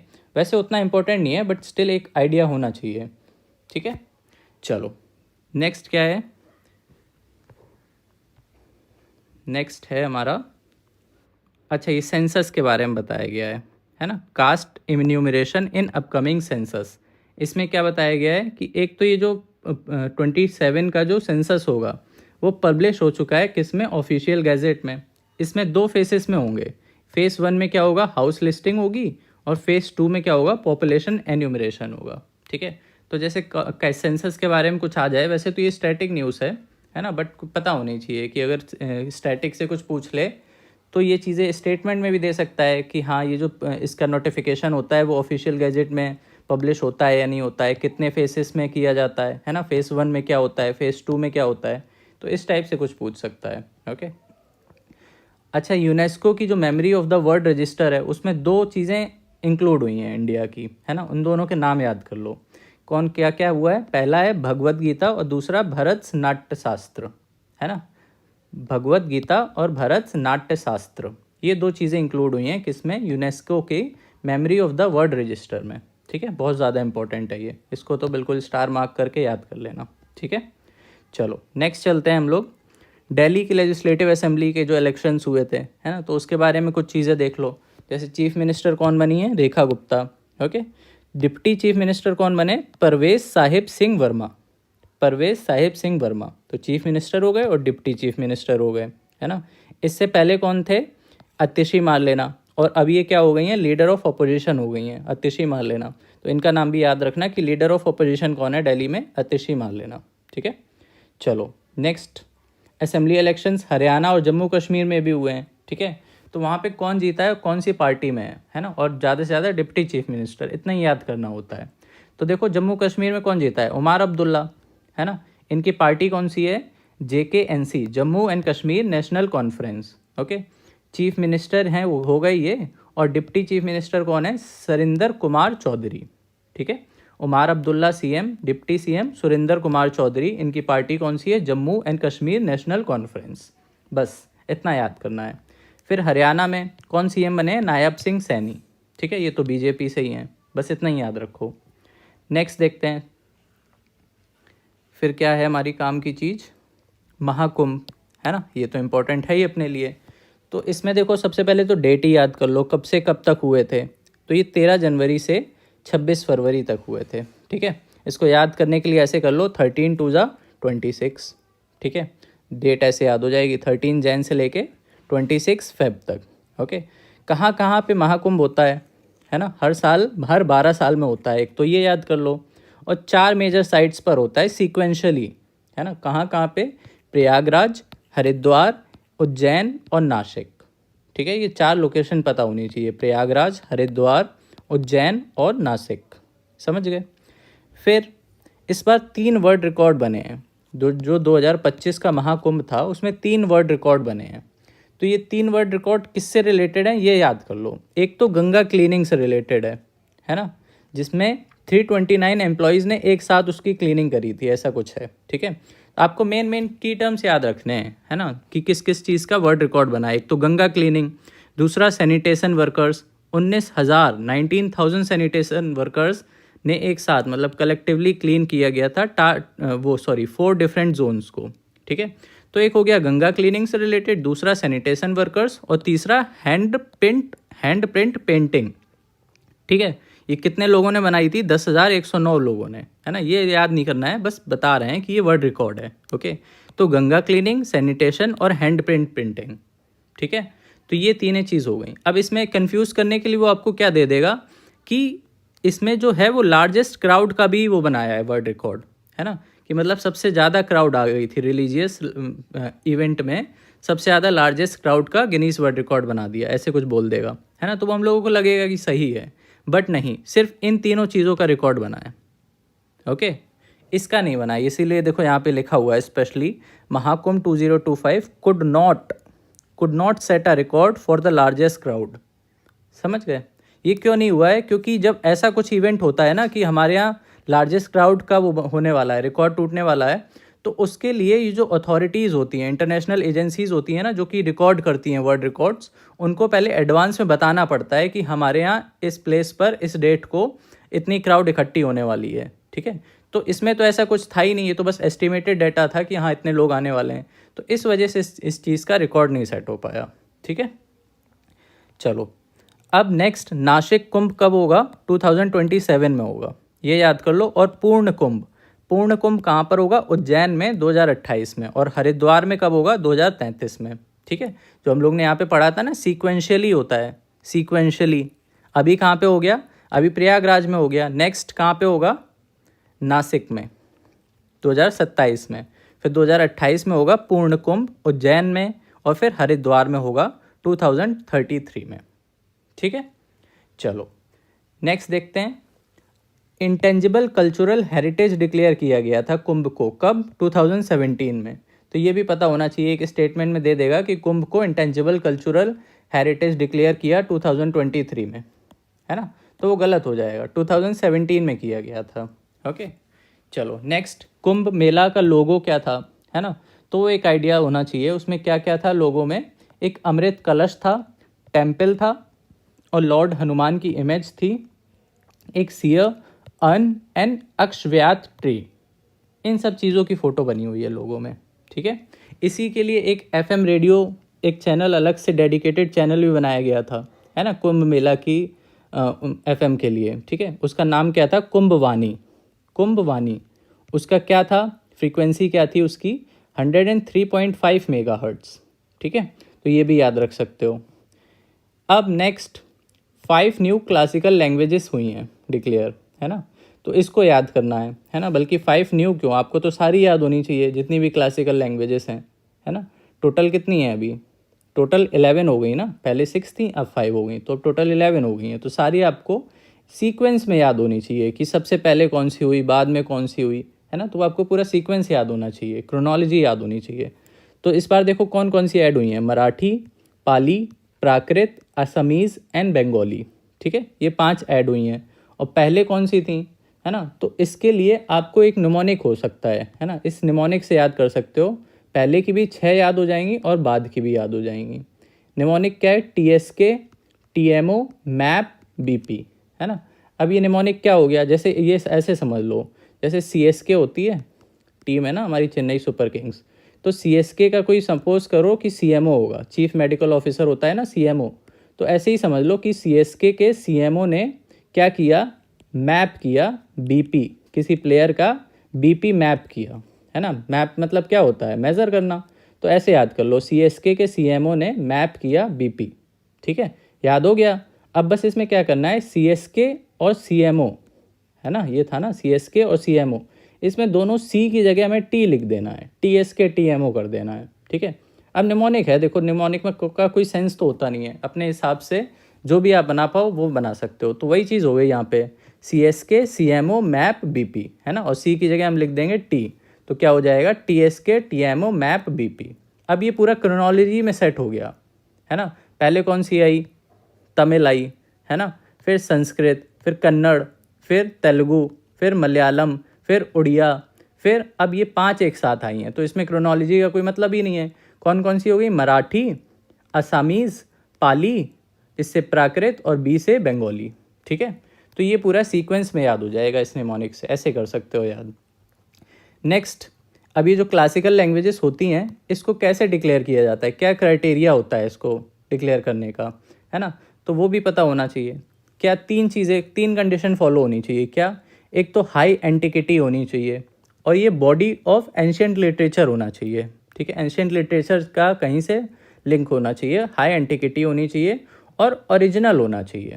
ये नहीं कि कहीं से बोरो किया हो। ठीक है, ओरिजिनल होना चाहिए, हाई एंटिक्विटी, एंशियंट लिटरेचर और ओरिजिनलिटी। ये 3 कंडीशन अगर फॉलो हो रही हैं तो फिर उस लैंग्वेज को क्लासिकल लैंग्वेज डिक्लेयर किया जा सकता है।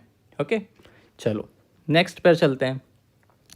अब COP29 हुई है ना। इसमें बस इतना याद कर लो कि COP29 पहली बात तो ये किसकी हुई है, UNFCCC की, है ना। ये कहाँ पर हुई है बस इतना याद कर लो, मोर देन इनफ है।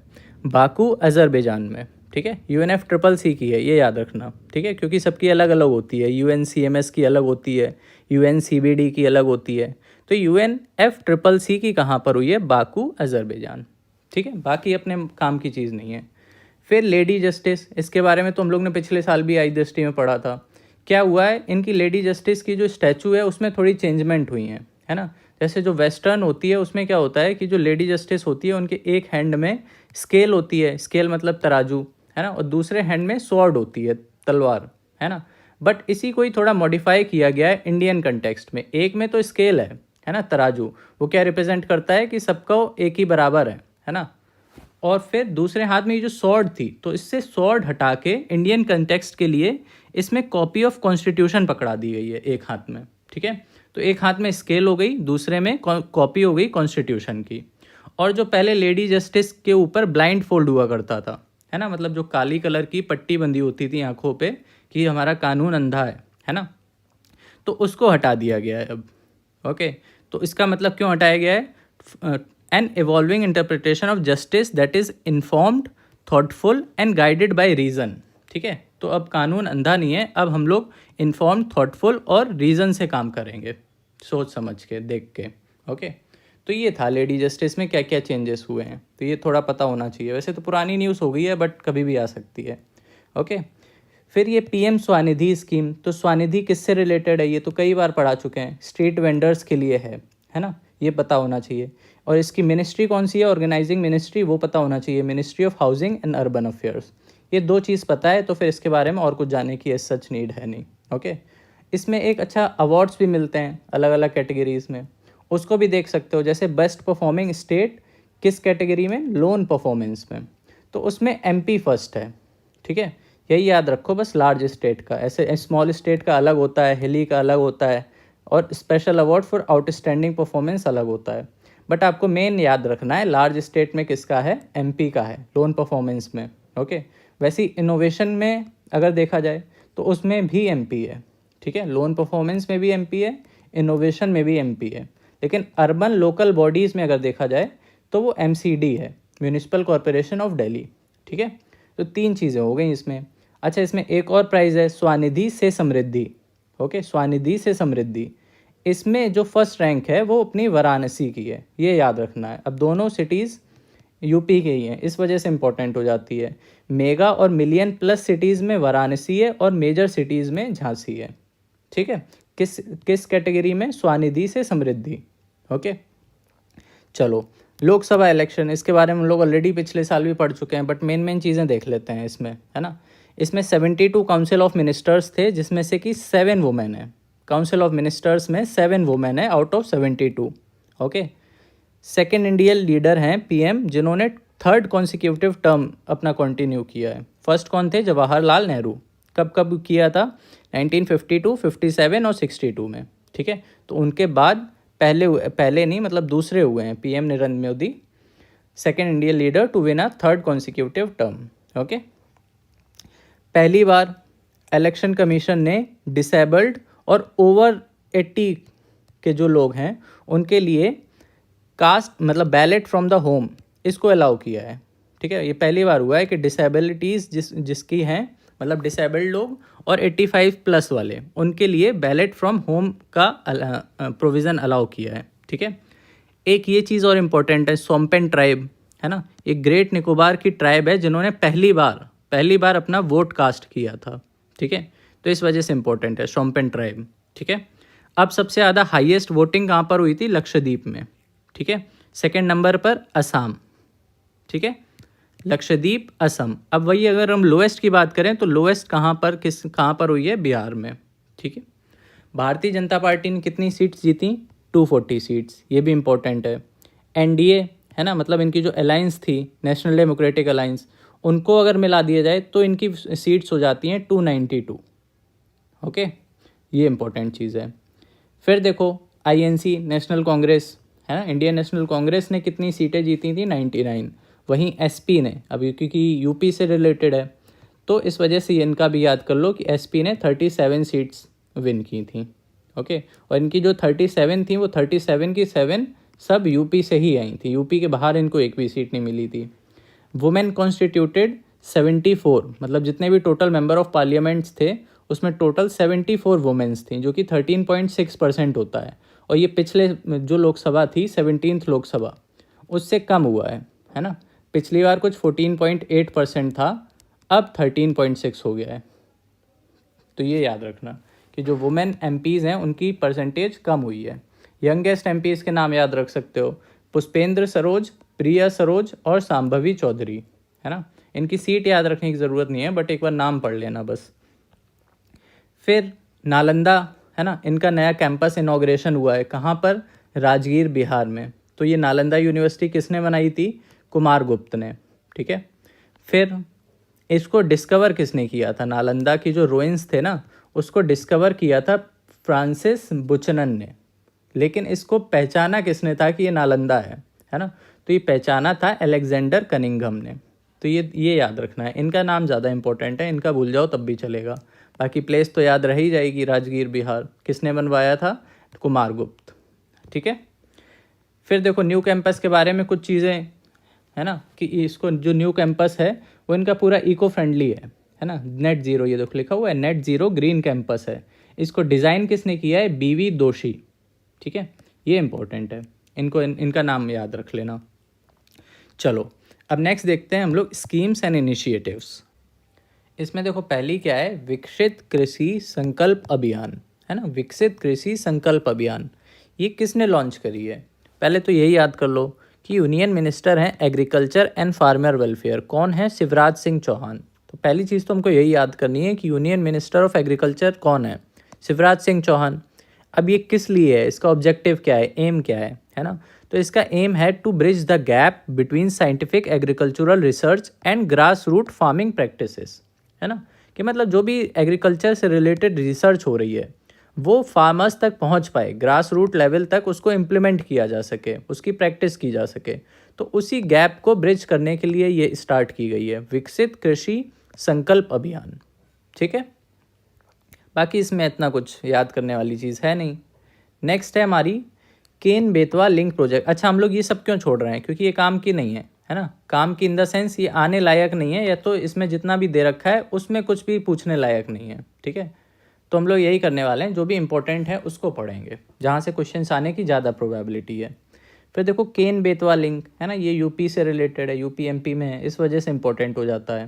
तो कौन कौन सी दो स्टेट के बीच में है ये तो बता ही दिया, एमपी और यूपी में। ठीक है, अब इसमें कौन सी रिवर से कौन सी रिवर तक वाटर जाएगा, मतलब कहाँ से कहाँ ट्रांसफ़र होगा, वो याद करना ज़रूरी है। तो ये केन बेतवा नाम से ही समझ में आ रहा है ना। तो केन से बेतवा में ले जाया जाएगा, ऐसे याद कर लो, केन से बेतवा में ले जाया जाएगा। Transferring water from the Ken river to the Betwa river, है ना। और ये जो दोनों है ना, ये दोनों ही यमुना की ट्रिब्यूटरी हैं, ये भी याद रखना। केन और बेतवा दोनों ही यमुना की ट्रिब्यूटरीज हैं। ठीक है, ये कितना लंबा ये लिंक होगा? ये 221 किलोमीटर, 221 किलोमीटर का होगा, जिसमें से कि 2 किलोमीटर टनल भी होगी।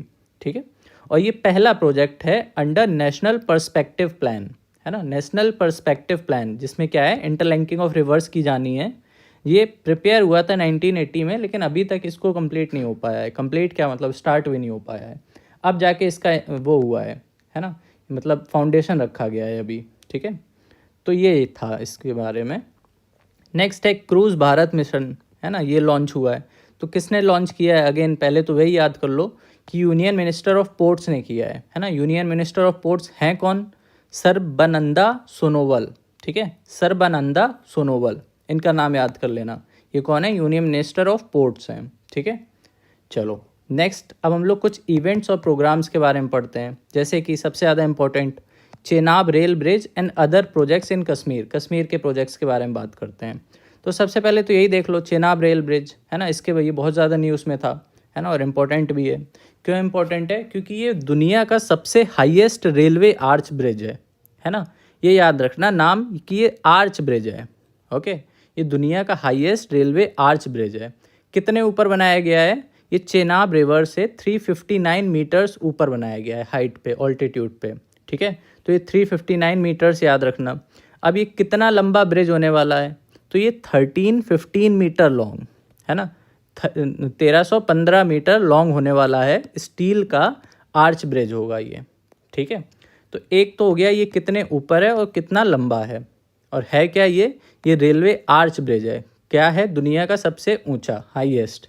ठीक है, फिर ऐसी है कि अंजी खेड़ ब्रिज है ना, अंजी ब्रिज जिसको बोला जाता है। ये क्या है? ये इंडिया का फर्स्ट केबल स्टेड ब्रिज है। जैसे ये रेलवे आर्च ब्रिज था ना, वैसे ये फर्स्ट केबल स्टेड ब्रिज है। तो ये याद रखना, अंजी ब्रिज।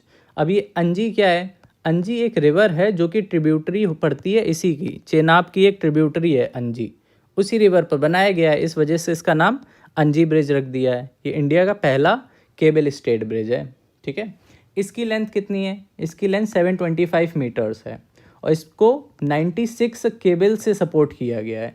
ओके, केबल ब्रिज है ना, केबल स्टेड ब्रिज, तो फिर केबल्स तो होंगे ही। तो इसको 96 केबल से सपोर्ट किया गया है, और इसकी डेक विथ जो है वो 15 मीटर्स की है ना। डेक विथ क्या होता है? बेसिकली जैसे ये है ना, ये है आपका ब्रिज, तो ये सपोज करो ये एक इसका एंड है, ये इधर है, तो ये जो बीच की ये जो लेंथ होती है ना, विथ होती है, कितना चौड़ा है, बेसिकली ये ऐसे समझ लो कि कितना चौड़ा ब्रिज है। तो वो डेक विथ इसकी 15 मीटर्स हो गई। ठीक है, चलो नेक्स्ट है ये NFSU एंड CFSL कैंपस खुले हैं। कहाँ पर? ये याद रखना है बस, रायपुर छत्तीसगढ़ में। अब ये हैं क्या NFSU एंड CFSL? तो NFSU है नेशनल फॉरेंसिक साइंसेस यूनिवर्सिटी, और CFSL है सेंट्रल फॉरेंसिक साइंस लेबोरेटरी। ठीक है, तो बेसिकली फॉरेंसिक साइंस से याद कर लो, फॉरेंसिक साइंस की 2 यूनिवर्सिटी और लेबोरेटरी खुली हैं। कहाँ पर? रायपुर छत्तीसगढ़ में। बस इतना याद रखना है। ठीक है, फिर Amrit Bharat station scheme start हुई है। इसमें क्या होने वाला है? पहले तो यही याद कर लो। इसमें 1309 रेलवे ब्रिजेस हैं जिनको रीडेवलप किया जाएगा, है ना, ताकि उनको मॉडर्न लाइंस पर इंटीग्रेटेड ट्रांसपोर्ट हब बनाया जा सके, है ना। बेसिकली उनका एक तरह से रेनोवेशन किया जाएगा ऑन मॉडर्न लाइंस। ठीक है, किस स्कीम के under? Amrit Bharat station scheme. Okay, चलो नेक्स्ट है हमारा वेव समिट, है ना। अब वेव्स का फुल फॉर्म क्या होता है? ऑडियो विजुअल एंड एंटरटेनमेंट, है ना। तो इसी से ही समझ में आ जाता है, ऑडियो विजुअल एंड एंटरटेनमेंट। तो ये किसके अंडर आता है? ये सब ऑरेंज इकॉनमी के अंडर ही तो आता है। ऑरेंज इकॉनमी क्या होता है? ये भी इंपॉर्टेंट है। ऑरेंज इकॉनमी क्रिएटर इकॉनमी बोलते हैं इसको, है ना। जितने भी जैसे कंटेंट क्रिएटर्स होते हैं ना, तो उनकी जो इनकम जनरेट होती है, तो उसको ही हम लोग टर्म दे देते हैं ऑरेंज इकॉनमी। मतलब जितनी भी क्रिएटिव इकॉनमी है उसको हम लोग ऑरेंज इकॉनमी बोलते हैं। तो उसी के लिए ये वेव समिट होती है। ये कहाँ पर हुई थी? मुंबई में। ये याद रखना था बस। ठीक है, मुंबई में ऑरेंज इकॉनमी के लिए है, और इसको और क्या बोलते हैं? Creator economy. बाकी वेव्स का फुल फॉर्म भी याद रख सकते हो, तो फिर अब बाकी मतलब बाकी की चीज़ें अपने आप ही याद आ जाएंगी। जैसे वेव्स का फुल फॉर्म क्या है? World audio visual and entertainment summit. ठीक है, अब ये कौन करवाएगा? जब audio visual and entertainment summit है, तो फिर इंफॉर्मेशन एंड ब्रॉडकास्टिंग करवाएगा। ठीक है, ministry of information and broadcasting, ये भी याद रखना। चलो नेक्स्ट देखते हैं। National zero Meselson rubella elimination campaign चलाया गया है। किसने चलाया? यूनियन मिनिस्टर ऑफ हेल्थ ने, है ना, हेल्थ एंड फैमिली वेलफेयर। कौन है? पहले तो ये याद कर लो, union minister of health and family welfare JP Nadda साहब हैं। ठीक है, JP नड्डा, ये याद रखना। फिर इसमें क्या है? इसका टारगेट क्या है कि कौन से साल तक हमको मीजल्स और रूबेला बिल्कुल ख़त्म कर देना है इंडिया से। तो 2026 तक मीजल्स और रूबेला इसको हमें एलिमिनेट करने का टारगेट है। ठीक है, इंडिया का गोल है 2026 तक इसको एलिमिनेट करना है। अच्छा, ये जो मीजल्स और रूबेला है ना, ये UIP के अंडर आता है। UIP क्या है? Universal immunisation programme. ठीक है, यूनिवर्सल इम्यूनाइजेशन प्रोग्राम। ये बेसिकली क्या है? ये जो 12 डिजीज़ेज़ होती हैं, है ना, 12 डिजीज़ेस के अगेंस्ट एक सिंगल इम्यूनाइजेशन प्रोग्राम चलाया जाता है। तो इन्हीं 12 में ये दोनों इंक्लूडेड हैं, मीज़ल्स और रूबेला। ठीक है, चलो नेक्स्ट, काशी तमिल संगमम, है ना। इसमें क्या है, ये तो नाम से ही समझ में आ रहा है, एक काशी और एक तमिल। ठीक है, तो काशी से हमको क्या समझ में आता है, वाराणसी, है ना, और तमिल से क्या समझ में आता है, तमिलनाडु। ठीक है, तो इनके बीच का जो लिंक है ना, जो सिविलाइजेशनल टाइज़ हैं, एंशियंट टाइज़ हैं, इनके बीच में जो रिलेशन रहा है पहले हमारा एंशियंट, उसी को ही बढ़ावा देने के लिए, उसी को ही इनकरेज करने के लिए ये समिट टाइप की है। ठीक है, काशी तमिल संगमम, ये कहाँ पर हुई है, वाराणसी में हुई है। किसने करवाई है, ये इंपॉर्टेंट है, मिनिस्ट्री ऑफ एजुकेशन ने। ठीक है, मिनिस्ट्री ऑफ कल्चर भी इसमें ऑप्शन होगा, जो कि गलत हो जाएगा। ठीक है, गलत तो नहीं हो जाएगा, मतलब बेसिकली उनके कोलैबोरेशन में हुई है, लेकिन जो मेन ऑर्गेनाइज़र है ना इसका, वो मिनिस्ट्री ऑफ एजुकेशन है। उस मिनिस्ट्री ऑफ एजुकेशन ने बाकी बहुत सारी मिनिस्ट्री से कोलैबोरेशन किया हुआ है। ठीक है, ताकि क्या हो सके, to reaffirm the deep rooted civilisational ties between Tamil Nadu and Kashi, जो चीज़ आपको पहले बता दी है। ओके, अच्छा, ये जो किसके अंडर है, ये हमारा फ्लैगशिप इनिशिएटिव है अंडर एक भारत श्रेष्ठ भारत। ठीक है, तो इसके अंडर ही आता है ये एक भारत श्रेष्ठ भारत। अब कुछ रिपोर्ट और इंडेक्सेस के बारे में जान लेते हैं। जैसे पहली है परफॉर्मेंस ग्रेडिंग इंडेक्स, है ना, इसको कौन लॉन्च करता है, मिनिस्ट्री ऑफ एजुकेशन। ठीक है, इसमें क्या होता है, स्टेट्स और यूटीज़ को रैंकिंग दी जाती है on basis of school education वहाँ पर कैसी है। ठीक है, तो इसमें देखो कुछ बैंड्स होते हैं, जैसे स्केल ऑफ 1000 पॉइंट्स, है ना, मतलब 1000 मैक्स मार्क्स ऐसे समझ लो कि 1000 पॉइंट्स हैं मैक्स, है ना। अब उसमें कुछ बैंड्स बना दिए हैं, सपोज करो जैसे 900 से, देखो जैसे ये दे रखा है टेबल में, 941 से 1000 के बीच में अगर किसी का स्कोर आएगा तो उसको दक्ष बोला जाएगा, है ना। वैसे ही 881 से 940 के बीच में आएगा तो उसको उत्कर्ष बोला जाएगा। वैसे ही 821 से इतने आएगा तो उसको अति उत्तम। ये सब याद नहीं करना है, हम बस बता रहे हैं कि रेंज के बेसिस पर उनकी ग्रेडिंग होती है, और ग्रेडिंग के कुछ नाम रख दिए हैं। ठीक है, अब ग्रेडिंग में देखो, जो बेस्ट होता है उसको दक्ष बोलते हैं, और जो सबसे लोएस्ट होता है, सबसे बेकार होता है, उसको आकांक्षी 3 बोलते हैं। ठीक है, जिनका स्कोर 401 से 460 तक होता है, आकांक्षी 3। ठीक है, तो ये कुछ याद रख सकते हैं कि ग्रेडिंग में बेस्ट होता है दक्ष, और सबसे जो बेकार होता है वो होता है एकांशी 3। ओके, अब इसमें देखो देखने वाली क्या चीज़ है कि जो ऊपर के 4 बैंड हैं इसमें कोई भी नहीं है, देखो नन लिखा हुआ है चारों में। सबसे जो बेस्ट है ना, जो बेस्ट स्टेट आया है किसके अंडर, ये जो हमारा परफॉर्मेंस ग्रेडिंग इंडेक्स है, मिनिस्ट्री ऑफ एजुकेशन ने जो रैंकिंग निकाली है, उसमें चंडीगढ़ बेस्ट आया है। ये दोनों के लिए होती है ना, स्टेट और यूटी के लिए, तो चंडीगढ़ हमारी यूटी हो गई, तो इस वजह से चंडीगढ़ ने टॉप किया है। और ये कौन से बैंड में आते हैं, ये प्रचेष्टा 1 की बैंड में आते हैं। ठीक है, तो ये याद रख सकते हो कि बेस्ट कौन है, चंडीगढ़, और वर्स्ट कौन है, मेघालय। परफॉर्मेंस ग्रेडिंग इंडेक्स में बेस्ट है चंडीगढ़ और वर्स्ट है मेघालय, बस इतना याद रखना था। वही चीज़ यहाँ पे लिखी हुई है। यूपी में अगर किसी हम डिस्ट्रिक्ट की बात करें तो टॉप किसने किया है, गौतम बुद्ध नगर ने, ये भी याद रख सकते हो। ठीक है, चलो नेक्स्ट है इंडिया जस्टिस रिपोर्ट। ये कौन निकालता है, टाटा ट्रस्ट, है ना। ये इसके 4 पिलर्स होते हैं, ये 4 पिलर के बेसिस पर अपनी रैंकिंग देता है। क्या क्या, पुलिस, जुडिशरी, प्रिजन और लीगल एड। ओके, अब इनके बेसिस पर पुलिसिंग और जस्टिस वाली जो कैटेगरी है उसमें कर्नाटका ने टॉप किया है। ठीक है, इंडिया जस्टिस रिपोर्ट में कर्नाटका ने टॉप किया है ऑन पुलिसिंग एंड जस्टिस। वैसे ही अगर हम वर्स्ट परफॉर्मर्स देखें तो वर्स्ट परफॉर्मर वेस्ट बंगाल है।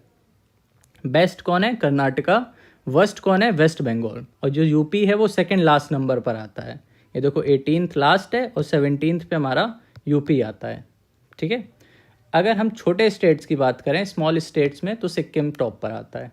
इतनी चीज़ें याद रखनी थी इसमें बस।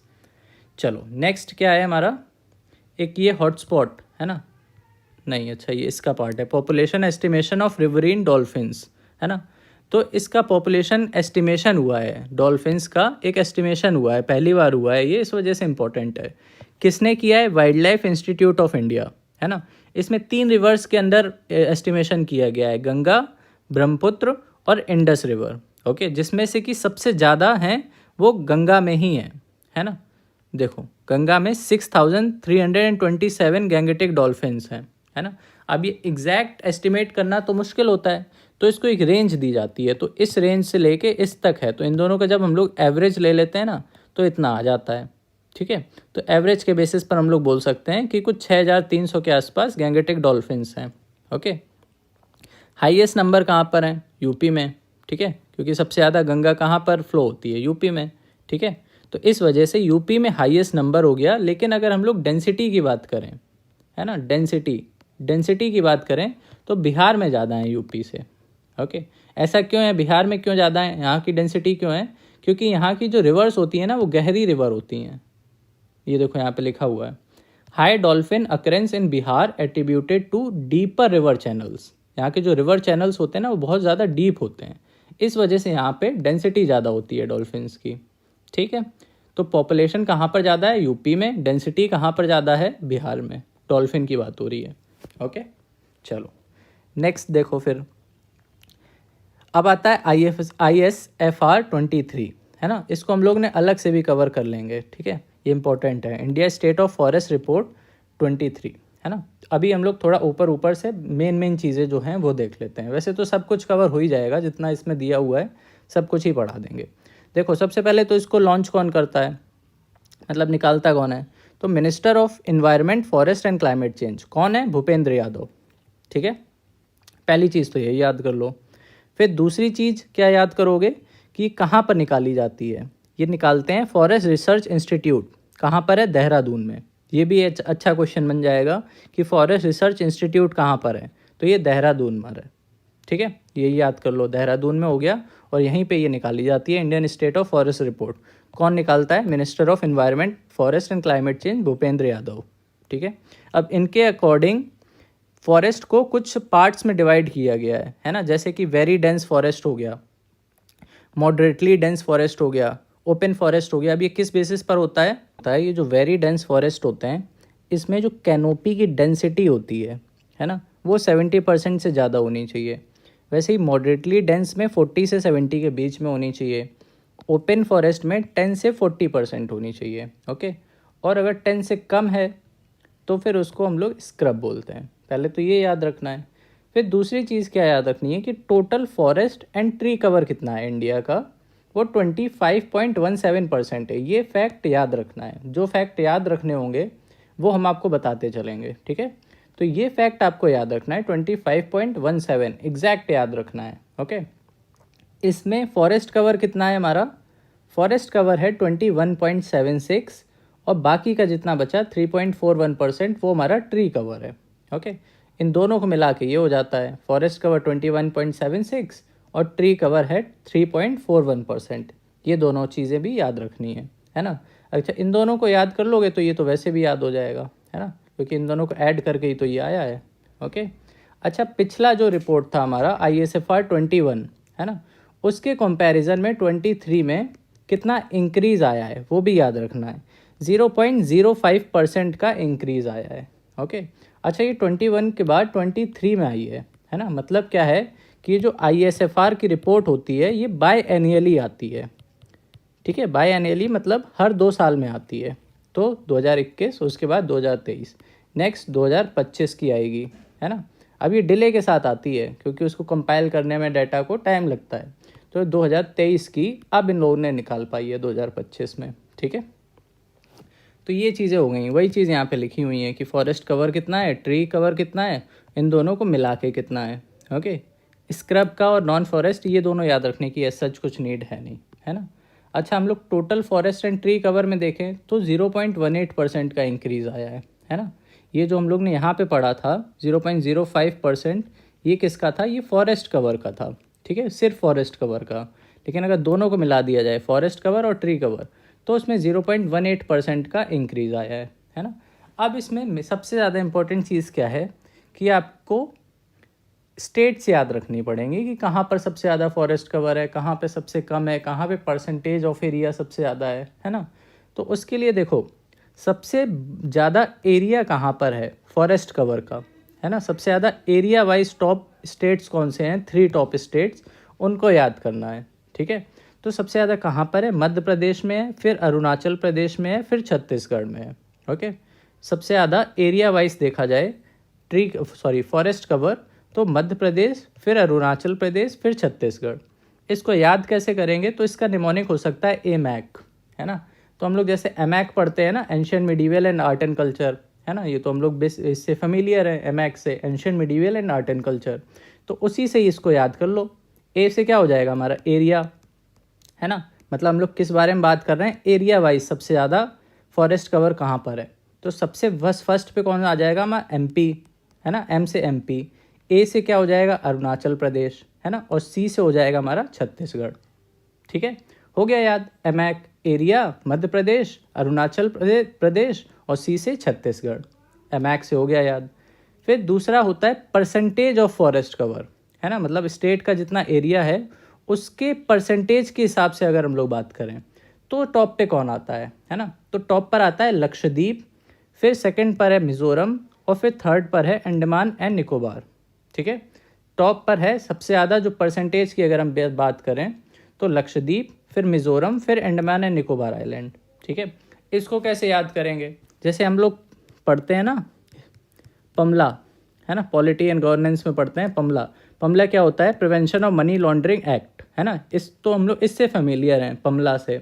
तो इसी में थोड़ा सा चेंज कर दो, पमला की जगह पलमा कर दो, है ना, एम और एल होता है उसको इंटरचेंज करना है बस, है ना, जैसे पमला हम लोग पढ़ते हैं, इसको एल को इधर ले आओ, इसको इधर ले जाओ तो पलमा हो जाएगा, है ना। बस ये याद रखना कि इंटरचेंज कर देना, नहीं तो फिर गलत हो जाएगा।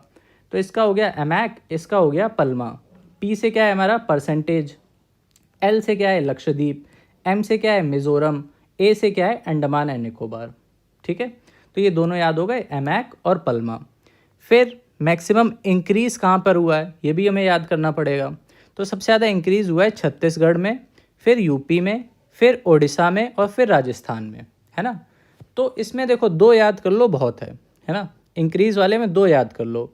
तो इसका निमोनिक क्या हो जाएगा, आईसीयू, है ना, तो आईसीयू होता है ना, तो उसी से याद कर लो। आई से क्या हो जाएगा, इंक्रीज़, सी से क्या हो जाएगा छत्तीसगढ़ और यू से तो अपना यूपी है ही। ठीक है, तो आईसीयू से हो गया हमारा मैक्सिमम इंक्रीज़। फिर एक चीज़ और याद करनी है कि मैक्सिमम डिक्रीज़ कहाँ पे हुआ है ना, जब इंक्रीज़ कर लिया तो फिर डिक्रीज़ भी तो याद करना पड़ेगा। तो डिक्रीज़ का निमोनिक हो जाएगा हमारा डीएमके। ठीक है, जैसे जो हमारी तमिलनाडु की पार्टी है ना, AIDMK, ऑल इंडिया डीएमके, है ना, डीएमके का फुल फॉर्म नहीं याद है, मतलब पार्टी है बेसिकली। तो उसी से याद कर लो, डीएमके से मैक्सिमम डिक्रीज़ हो जाएगा, डी से डिक्रीज़ और एम से क्या है एमपी, के से हो जाएगा कर्नाटका। ठीक है, तो एमपी और कर्नाटका। सबसे ज़्यादा डिक्रीज़ कहाँ हुआ है, एमपी में हुआ है, और सबसे ज़्यादा एरिया वाइज देखें तो भी एमपी में ही है। ठीक है, ट्री कवर, इसका और याद कर लो, ये क्यों रह जाएगा, सबसे ज़्यादा ट्री कवर कहाँ पर है। ठीक है, तो इसको कैसे याद करें, तो इसको देखो ऐसे कुछ निमोनिक हो सकता है, तेरा मेरा यूपी, है ना, मतलब तेरा भी यूपी है मेरा भी यूपी है। ठीक है, तो तेरा मेरा यूपी, तेरा से क्या हो जाएगा, तेरा से हो जाएगा ट्री। ठीक है, ये से ये याद आ जाएगा, तेरा से ट्री हो गया। फिर मेरा, मेरा से क्या हो जाएगा, एमई से हो जाएगा महाराष्ट्र, आरए से हो जाएगा राजस्थान और यूपी तो यूपी है ही अपना। ठीक है, तो ट्री कवर सबसे ज़्यादा कहाँ पर है, महाराष्ट्र, राजस्थान और फिर यूपी। ठीक है, तो याद हो गए। तो हम लोग ने पूरी ISFR की जितनी भी मेजर चीज़ें थी वो हम लोग निमोनिक से याद कर ली। ठीक है, अब मैंग्रोव की और बात आती है। तो मैंग्रोव में क्या हुआ है, मतलब इंडिया का अगर टोटल एरिया देखा जाए तो उसका 0.15% मैंग्रोव है। ठीक है, एक तो ये चीज़ याद रखनी है। दूसरी चीज़ और क्या याद रखनी है कि किस स्टेट में सबसे ज़्यादा मैंग्रोव है। ठीक है, तो देखो सबसे ज़्यादा फर्स्ट नंबर पर है वेस्ट बंगाल, ये तो याद है, मतलब बेसिकली ईजी होता है तो ये याद हो जाएगा। वेस्ट बंगाल सबसे ज़्यादा, सेकंड नंबर पर फिर गुजरात, फिर थर्ड नंबर पर अंडमान एंड निकोबार आइलैंड। ये तीन याद कर लो बस, वेस्ट बंगाल, गुजरात और फिर अंडमान एंड निकोबार आइलैंड। और टोटल हैं कितने, 0.15% ऑफ टोटल जोग्राफिकल एरिया। ठीक है, मैंग्रोव की बात हो रही है। इसमें मैंग्रोव में बात की जाए तो इसमें नेट डिक्रीज़ हुआ है ना, बस ये याद रखना है कि मैंग्रोव डिक्रीज़ हुआ है। कितना डिक्रीज़ हुआ है वो सब याद रखने की ज़रूरत नहीं है, सिर्फ इतना याद रखो कि हाँ डिक्रीज़ तो हुआ है 2021 के कंपैरिजन में। फिर ISFR के बारे में ये तो बता ही दिया था कि ये बायएनियल होती है। ठीक है, चलो नेक्स्ट अब हम लोग चलते हैं। नेक्स्ट क्या है, grievance redressal assessment and index, है ना, नहीं ये नहीं है, इसमें कुछ काम का नहीं है, ये वाली न्यूज़ है, sorry. Urban mobility India conference, है ना। तो इसमें कुछ रैंकिंग्स आई हैं। मोबिलिटी मतलब क्या होता है, ट्रांसपोर्ट सिस्टम जो है उसके लिए ये लोग रैंकिंग निकालते हैं, अवार्ड्स दिए जाते हैं। तो उसमें मोस्ट सस्टेनेबल ट्रांसपोर्ट सिस्टम किसको मिला है, कोची को। और बेस्ट पब्लिक ट्रांसपोर्ट सिस्टम किसको मिला है, भुवनेश्वर। ये दो याद रखना बस, सस्टेनेबल कोची और बेस्ट पब्लिक ट्रांसपोर्ट भुवनेश्वर। ये दो मेन इंपॉर्टेंट है, बाकी नहीं पूछेगा, ठीक है। रूल ऑफ लॉ इंडेक्स आया है ना। इसमें इंडिया की रैंकिंग याद रखना 79 है, ठीक है, 79 है। और ये निकालता कौन है, वर्ल्ड जस्टिस प्रोजेक्ट। बस ये दो चीज़ें याद रखनी है, इंडिया की रैंकिंग 79 कौन निकालता है, वर्ल्ड जस्टिस प्रोजेक्ट, ठीक है। फिर ये नेशनल वाटर अवार्ड है ना, ये तुम लोग ने पिछली बार भी पढ़े थे, यूपी पीसीएस के लिए भी वही हैं। ये किसने दिए हैं, प्रेसिडेंट ऑफ इंडिया ने, है ना। और इनको डिक्लेयर कौन करता है, मतलब अनाउंस कौन करता है, यूनियन मिनिस्टर ऑफ जल शक्ति। कौन है, CR पाटिल, ये भी याद रखना, ओके। अब इसमें किस किस स्टेट को मिला है वो देख लो।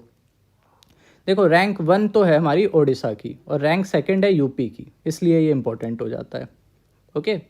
इसी में ही हम लोग बेस्ट विलेज की बात कर लें तो पुलमपुरा, है ना, ये केरला का विलेज है पुलमपुरा, उसको फर्स्ट रैंकिंग मिली है इन विलेज कैटेगरी। और अगर अर्बन लोकल बॉडी की बात करें तो सूरत गुजरात को मिली है फर्स्ट रैंकिंग, ठीक है। चलो नेक्स्ट देखते हैं, स्वच्छ वायु सर्वेक्षण, है ना, स्वच्छ वायु सर्वेक्षण, इसमें भी अवार्ड मिलते हैं। इसमें फर्स्ट किसको मिला है, सूरत गुजरात, और वही सेकंड कैटेगरी में फिरोज़ाबाद यूपी, और थर्ड कैटेगरी में रायबरेली। इसमें 2 यूपी की हैं, है ना, कैटेगरी 2 और कैटेगरी 3 में फर्स्ट रैंकिंग, इस वजह से इम्पोर्टेंट है ना।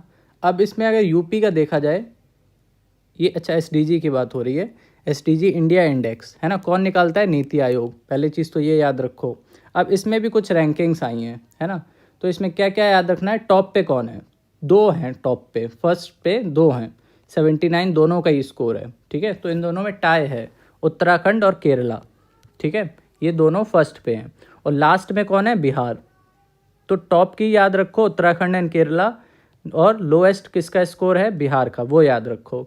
और सबसे ज़्यादा प्रीवियस जो SDG स्कोर था ना, सबसे ज़्यादा इंक्रीज, मतलब सबसे ज़्यादा इम्प्रूवमेंट, है ना, फास्ट मूविंग स्टेट कौन सा है, तो वो अपना यूपी है, ठीक है। तो ये भी याद रखना कि फास्ट मूविंग स्टेट यूपी है, टॉप का उत्तराखंड केरला, और लोएस्ट बिहार, ठीक है। चलो नेक्स्ट अब हम लोग चलते हैं travel and tourism development index. इसमें भी अगेन वही, कौन निकालता है इसको, world economic forum, university of सरे, है ना, ये दोनों लोग कोलैबोरेशन में निकालते हैं इसको, है ना। अब इसमें इंडिया की रैंकिंग बेसिकली मेनली याद रखनी है, कितनी है, 39, ठीक है, 39 ये है ट्रैवल एंड टूरिज्म की। चलो अच्छा, कमेंट करके तुम लोग बताना कि रिपोर्ट्स की जो रैंकिंग है, जितनी भी मेजर रिपोर्ट्स आती हैं ना, इस टाइप की जो रिपोर्ट्स आती हैं, इंडेक्स आती हैं, उसमें इंडिया की कितनी रैंकिंग है। अगर वो याद करवानी हो, जैसे हम लोग ने पिछली बार भी की थी ना यूपी पीसीएस के लिए, निमोनिक्स के थ्रू हम लोग ने सारी जितनी भी रिपोर्ट्स थी वो याद कर ली थी, रैंकिंग याद कर ली थी निमोनिक्स के थ्रू। तो अगर वो करवाना हो तो फिर कमेंट करके बता देना, वो काम भी हम लोग कर लेंगे फिर, ठीक है। चलो बाकी ये तो बताना ही बताना कि आज का लेक्चर कैसे लगा, ताकि जो आगे की वीडियोस हो उसमें अगर कुछ इम्प्रूवमेंट चाहिए हो तो हम लोग वो कर सकें, ठीक है। चलो अब लिखो मिसलेनियस कुछ न्यूज़ हैं, उसको भी जल्दी जल्दी पढ़ लेते हैं। जैसे कि एयर इंडिया क्रैश हुआ था, कहाँ पर हुआ था, अहमदाबाद में। कौन से एयरपोर्ट से हुआ था, सरदार वल्लभ भाई पटेल इंटरनेशनल एयरपोर्ट, है ना। इसमें 260 लोग मारे गए थे, जिसमें से कि 241 तो वो थे जो ऑन बोर्ड थे, है ना, मतलब जो प्लेन में थे। सिर्फ एक पैसेंजर ऐसा बचा था जो सरवाइव हो गया था, ठीक है। इसके जो फ्लाइट थी उसका नाम भी इम्पोर्टेंट है, ये भी याद कर लो, बोइंग 787-8 ड्रीम लाइनर, ठीक है, बोइंग 787-8 ड्रीम लाइनर, ये इंपॉर्टेंट है, नाम याद रख लेना, है ना। अच्छा, इसमें एक प्लेन्स में एक ब्लैक बॉक्स होता है ना। ब्लैक बॉक्स बेसिकली क्या होता है, उसमें सारा रिकॉर्ड डाटा होता है ना, मतलब जो भी पायलट्स होते हैं उन्होंने क्या एक्शन लिया, क्या उन लोगों के बीच में बातें चल रही थी, क्या उस टाइम पे कंडीशंस थी, वेदर कंडीशन, है ना, और क्या एरर आ रहे थे, मतलब सब कुछ का डाटा उसमें रहता है ब्लैक बॉक्स में, है ना। लेकिन इसमें एक इंटरेस्टिंग चीज़ ये है, ये जो ब्लैक बॉक्स है इसका नाम तो ब्लैक बॉक्स होता है, बट इसको पेंट किया जाता है ब्राइट ऑरेंज कलर से, मतलब ये ऑरेंज कलर का होता है, नाम है बस ब्लैक बॉक्स, लेकिन ये ब्लैक नहीं होता है, ये ब्राइट ऑरेंज होता है। ब्राइट ऑरेंज क्यों होता है, ताकि ये दूर से दिख सके, इन केस ऑफ क्रैश वगैरह कुछ हो जाए ना तो इसको ईजिली आइडेंटिफाई कर सके, है ना। ये चमकने वाला रिफ्लेक्टिव टेप होता है, ओके। चलो नेक्स्ट देखते हैं हम लोग, 2 राइस की वैरायटी इंट्रोड्यूस की गई हैं, है ना, जीनोम एडिटेड राइस वैरायटी हैं, उनका नाम जान लो बस, है ना। तो पहला है DRR राइस 100, इसको निकनेम है कमला, और दूसरा है पूसा DST राइस 1। ये बनाया किसने है ज़्यादा से ज़्यादा, ये और जान लो, है ना। तो ये धन जो 100 है, DRR धन 100, ये आईकार हैदराबाद में बना है, और पूसा DST ये आईकार न्यू दिल्ली में बना है। इतना जानना था बस। चलो नेक्स्ट है नेशनल मैरीटाइम हेरिटेज कॉम्प्लेक्स, ये कहाँ खुला है, लोथल गुजरात, इंपॉर्टेंट है, ठीक है, बस यही याद रख लो, लोथल गुजरात में खुला है।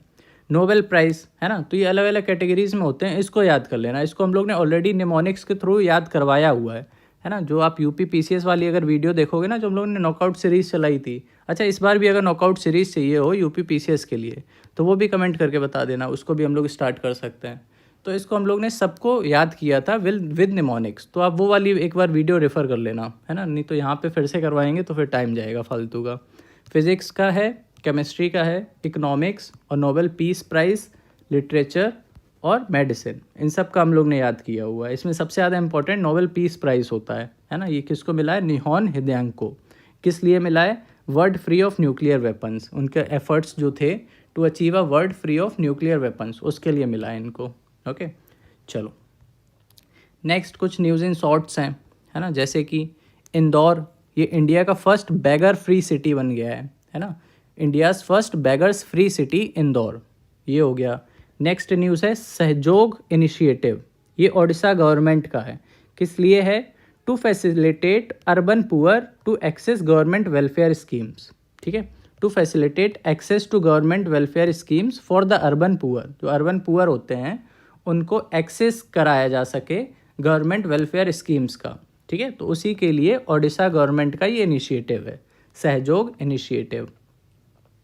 फिर भारत बोध केंद्र, है ना, ये बनाए गए हैं, इनॉग्रेट हुआ है इसका, किसने किया है, union minister for housing and urban affairs, कौन है, मनोहर लाल। कहाँ पर हुआ है ये, न्यू दिल्ली में। ओके अब इसका मतलब क्या है, भारत बोध केंद्र, इसमें क्या कराया जाएगा, this is to celebrate and promote India's civilisational knowledge and cultural richness and intellectual legacy, है ना, मतलब अपनी जो हेरिटेज है ना उसको सेलिब्रेट करने के लिए ये खुले हैं भारत बौद्ध केंद्र, ठीक है। First state AI based real time alert system बना है MP में, किस लिए, ताकि एक्टिव फॉरेस्ट मैनेजमेंट हो सके, है ना, सस्टेनेबल फॉरेस्ट कंजर्वेशन किया जा सके, तो MP में हुआ है, ये भी ये याद रखना बस। नेक्स्ट PM युवा 3.0 स्कीम, किसने लॉन्च की है, मिनिस्ट्री ऑफ एजुकेशन, है ना। युवा का फुल फॉर्म क्या है, बस ये याद कर लो, स्कीम याद आ जाएगी। Young upcoming and versatile authors, ठीक है, ऑथर्स हो गया, है ना, और यंग हो गया, तो यंग कितने यंग, 30 से जो नीचे हैं, है ना, बिलो द एज ऑफ 30, वो वाले जो ऑथर्स हैं, तो बस उन्हीं के लिए ये स्कीम है PM युवा। ओके चलो त्रिभुवन सहकारी यूनिवर्सिटी एक्ट, है ना, इसको पास किया गया है। इसमें क्या होगा, इंडिया का पहला नेशनल कोऑपरेटिव यूनिवर्सिटी खोली जाएगी, कहाँ पर, गुजरात में, ठीक है।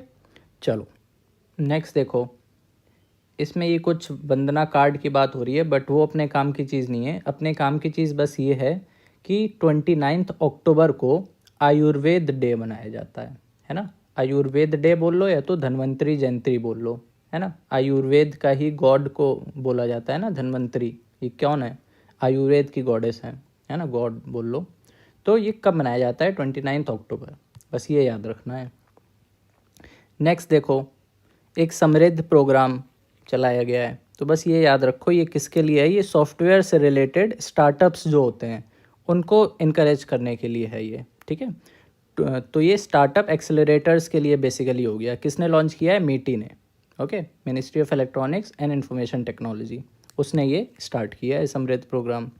वैसे ही धम्मा कॉन्फ्रेंस, ये कहाँ पर हुई है, अहमदाबाद गुजरात, इसके चीफ गेस्ट कौन थे, वाइस प्रेसिडेंट जगदीप धनखड़ जी, ओके, ये याद रखना है। फिर इंडिया का पहला ऑर्गेनिक फिशरी क्लस्टर खुला है, कहाँ पर, सिक्किम में, है ना, इंडिया का पहला है, इस वजह से इंपॉर्टेंट है, India's first organic fishery cluster कहाँ खुला है, सिक्किम में। नेक्स्ट है 10th world Ayurveda Congress held हुआ है, कहाँ पर, गुजरात में, बस इसकी लोकेशन याद रखनी है। फिर है हमारा दिव्य कला मेला, ये हम लोग ने ऑलरेडी पढ़ा हुआ है ना, ये इंडिया गेट न्यू दिल्ली यहाँ पर हुआ है ना। और ये दिव्य से क्या होता है, दिव्यांगजन, दिव्यांगजन मतलब डिसेबल्ड लोग, है ना, तो उनके लिए है। तो अगर दिव्यांगजन के लिए है तो कौन कराएगा, ministry of social justice and empowerment, इतना याद रखना था। फिर देखो एशिया की first Asian Buddhist council summit हुई है ना। फर्स्ट एशियन बुद्धिस्ट काउंसिल नहीं, समिट हुई है, फर्स्ट एशियन बुद्धिस्ट समिट हुई है। किसने करवाई है, मिनिस्ट्री ऑफ कल्चर, कहाँ पर करवाई है, न्यू दिल्ली, बस। ओके। फिर एक ये वाई ब्रेक है ना, इसको क्या मिला है, top performer on I got platform, है ना। अब ये वाई ब्रेक है क्या, ये बेसिकली योगा ब्रेक है, वाई से योगा ब्रेक, है ना। तो वर्क प्लेस में योगा ब्रेक दिए जाते हैं, उसी को ही ये अवार्ड मिला है, top performer on I got platform, ठीक है। चलो, फिर ये वाधवन पोर्ट खुला है ना, ये कहाँ पर खुला है, बस ये याद कर लो, महाराष्ट्र में, है ना। अच्छा, जो इंडिया के 12 मेजर पोर्ट्स हैं उनकी लोकेशन भी यहाँ पे लिखी हुई है, इसको भी एक बार गो थ्रू कर लेना, है ना, इस चीज़ को मैचिंग में वो लोग दे सकते हैं। फिर इंडिया इंटरनेशनल ट्रेड फेयर, ये तो पुरानी न्यूज़ हो गई, भारत मंडप में हुआ था, है ना, तो इसको बस देख लेना कि भारत मंडप में हुआ था, कि ministry of commerce and industry Piyush Goyal, है ना, इन्होंने ही इनॉग्रेट किया था। फिर स्मृति वन अर्थक्वेक म्यूज़ियम, है ना, इसमें क्या हुआ है, इंडिया का ये जो स्मृति वन अर्थक्वेक म्यूज़ियम है ना भुज और गुजरात में, इसको शॉर्टलिस्ट किया गया है, किसके लिए, प्रिक्स वर्सलेस अवार्ड, है ना, यूनेस्को का होता है ये प्रिक्स वर्सलेस अवार्ड। ये किस लिए होता है, ये दुनिया के सबसे मोस्ट ब्यूटीफुल म्यूजियम्स आते हैं इसमें, ठीक है, तो उसी के लिए शॉर्टलिस्ट किया गया है, स्मृति वन अर्थक्वेक म्यूजियम है ये, ठीक है। कहाँ पर है, भुज में है, ठीक है, भुज कहाँ पर पड़ता है, गुजरात में। फिर ये सेमिकॉन इंडिया 2024, ये भी पुरानी न्यूज़ हो गई, है ना, ये कहाँ पर हुआ था, India expo mart. India expo mart कहाँ है, अपने नोएडा में है, ग्रेटर नोएडा, है ना, तो वहीं पर ये हुई थी। फिर ये पीएम विद्या लक्ष्मी योजना, ये क्या होता है, इसमें फाइनेंशियल सपोर्ट दिया जाता है टू मेरिटोरियस स्टूडेंट्स, किसके लिए, हायर एजुकेशन परसू करने के लिए, ठीक है, तो विद्या लक्ष्मी योजना, ये भी याद रखना। फिर देखो सुभद्रा, है ना, सुभद्रा ये स्कीम लॉन्च हुई है, कहाँ पर, ओडिशा में। इसमें भी क्या होता है, इसमें भी फाइनेंशियल असिस्टेंस प्रोवाइड किया जाता है फॉर एम्पावरिंग वुमेन, ओके। तो बस इसमें ये स्टेट याद रखना है, सुभद्रा कहाँ की योजना है, ओडिशा की। फिर इंडिया का फर्स्ट बायो मैन्युफैक्चरिंग इंस्टीट्यूट खुला है, कहाँ पर, मोहाली में, ये भी याद रखना, बायो मैन्युफैक्चरिंग इंस्टीट्यूट इंडिया का पहला खुला है, मोहाली चंडीगढ़ में। फिर एक ये रिटायर्ड नहीं, रीसेट प्रोग्राम है, ये किसके लिए है, ये रिटायर्ड स्पोर्ट्स पर्सनस के लिए है, ताकि उनको एम्प्लॉयमेंट अपॉर्चुनिटीज़ प्रोवाइड करी जा सकें, है ना, retired sports person empowerment training, ये इसका फुल फॉर्म है। क्या है इसका काम, employment opportunities to our retired sports persons, ठीक है। एक गंगा उत्सव हुआ है, कहाँ पर हुआ है, हरिद्वार में, बस इतना याद रखना, ओके। चलो नेक्स्ट अब क्या है, इंडिया का फर्स्ट कॉन्स्टिट्यूशन म्यूजियम खुला है, ये इंपॉर्टेंट है, सोनीपत में खुला है, ओके। तो ये याद रख कर लेना कि इंडिया का पहला कॉन्स्टिट्यूशन म्यूजियम कहाँ खुला है, सोनीपत में। वैसे ही ईसीआई ने, इलेक्शन कमीशन ऑफ इंडिया ने कुछ नेशनल आइकन्स बनाए थे फॉर पीडब्ल्यूडीज, है ना, पर्सन्स विद डिसेबिलिटीज़। तो इसमें जो पैरालंपियन थे राकेश कुमार, उनको एक तो डिक्लेयर किया है, दूसरा ये जो शीतल देवी हैं, इन दोनों को, ठीक है, तो इन दोनों को नेशनल आइकन बनाया गया है पीडब्ल्यूडीज का, किसके द्वारा, election commission of India, Rakesh Kumar और शीतल देवी, ओके। चलो अब ये लास्ट न्यूज़ है आज की, फिर ख़त्म हो जाएगी, फिर इंटरनेशनल हम लोग नेक्स्ट पार्ट में करेंगे। सुप्रीम कोर्ट का ये जो फ्लैग और एम्बलम है ना, ये थोड़ा सा चेंज हुआ है, ओके।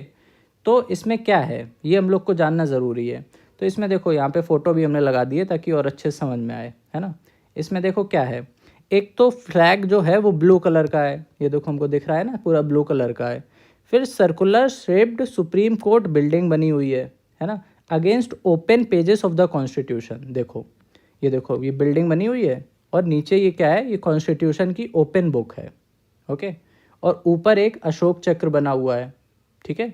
तो इसमें क्या क्या याद करने वाली चीज़ हो गई, ऊपर लिखा है सुप्रीम कोर्ट ऑफ इंडिया, एक अशोक चक्र बना हुआ है, यहाँ पे सुप्रीम कोर्ट की बिल्डिंग बनी है, फिर नीचे ये कॉन्स्टिट्यूशन की ओपन बुक है, और सर्कुलर एक रिंग बनी हुई है, ब्लू कलर का मैप है, सॉरी मैप नहीं, फ्लैग है, और नीचे क्या लिखा है, यतो धर्मस्ततो जया, ठीक है। इसका मतलब क्या है, यतो धर्मस्ततो जया का, कि विक्ट्री की हमेशा जीत होती है, ओके, सॉरी विक्ट्री की नहीं, सत्य की, धर्म की, यतो धर्मस्त जया, वेयर देयर इज धर्म देयर इज विक्ट्री, ठीक है, चलो बस यही था।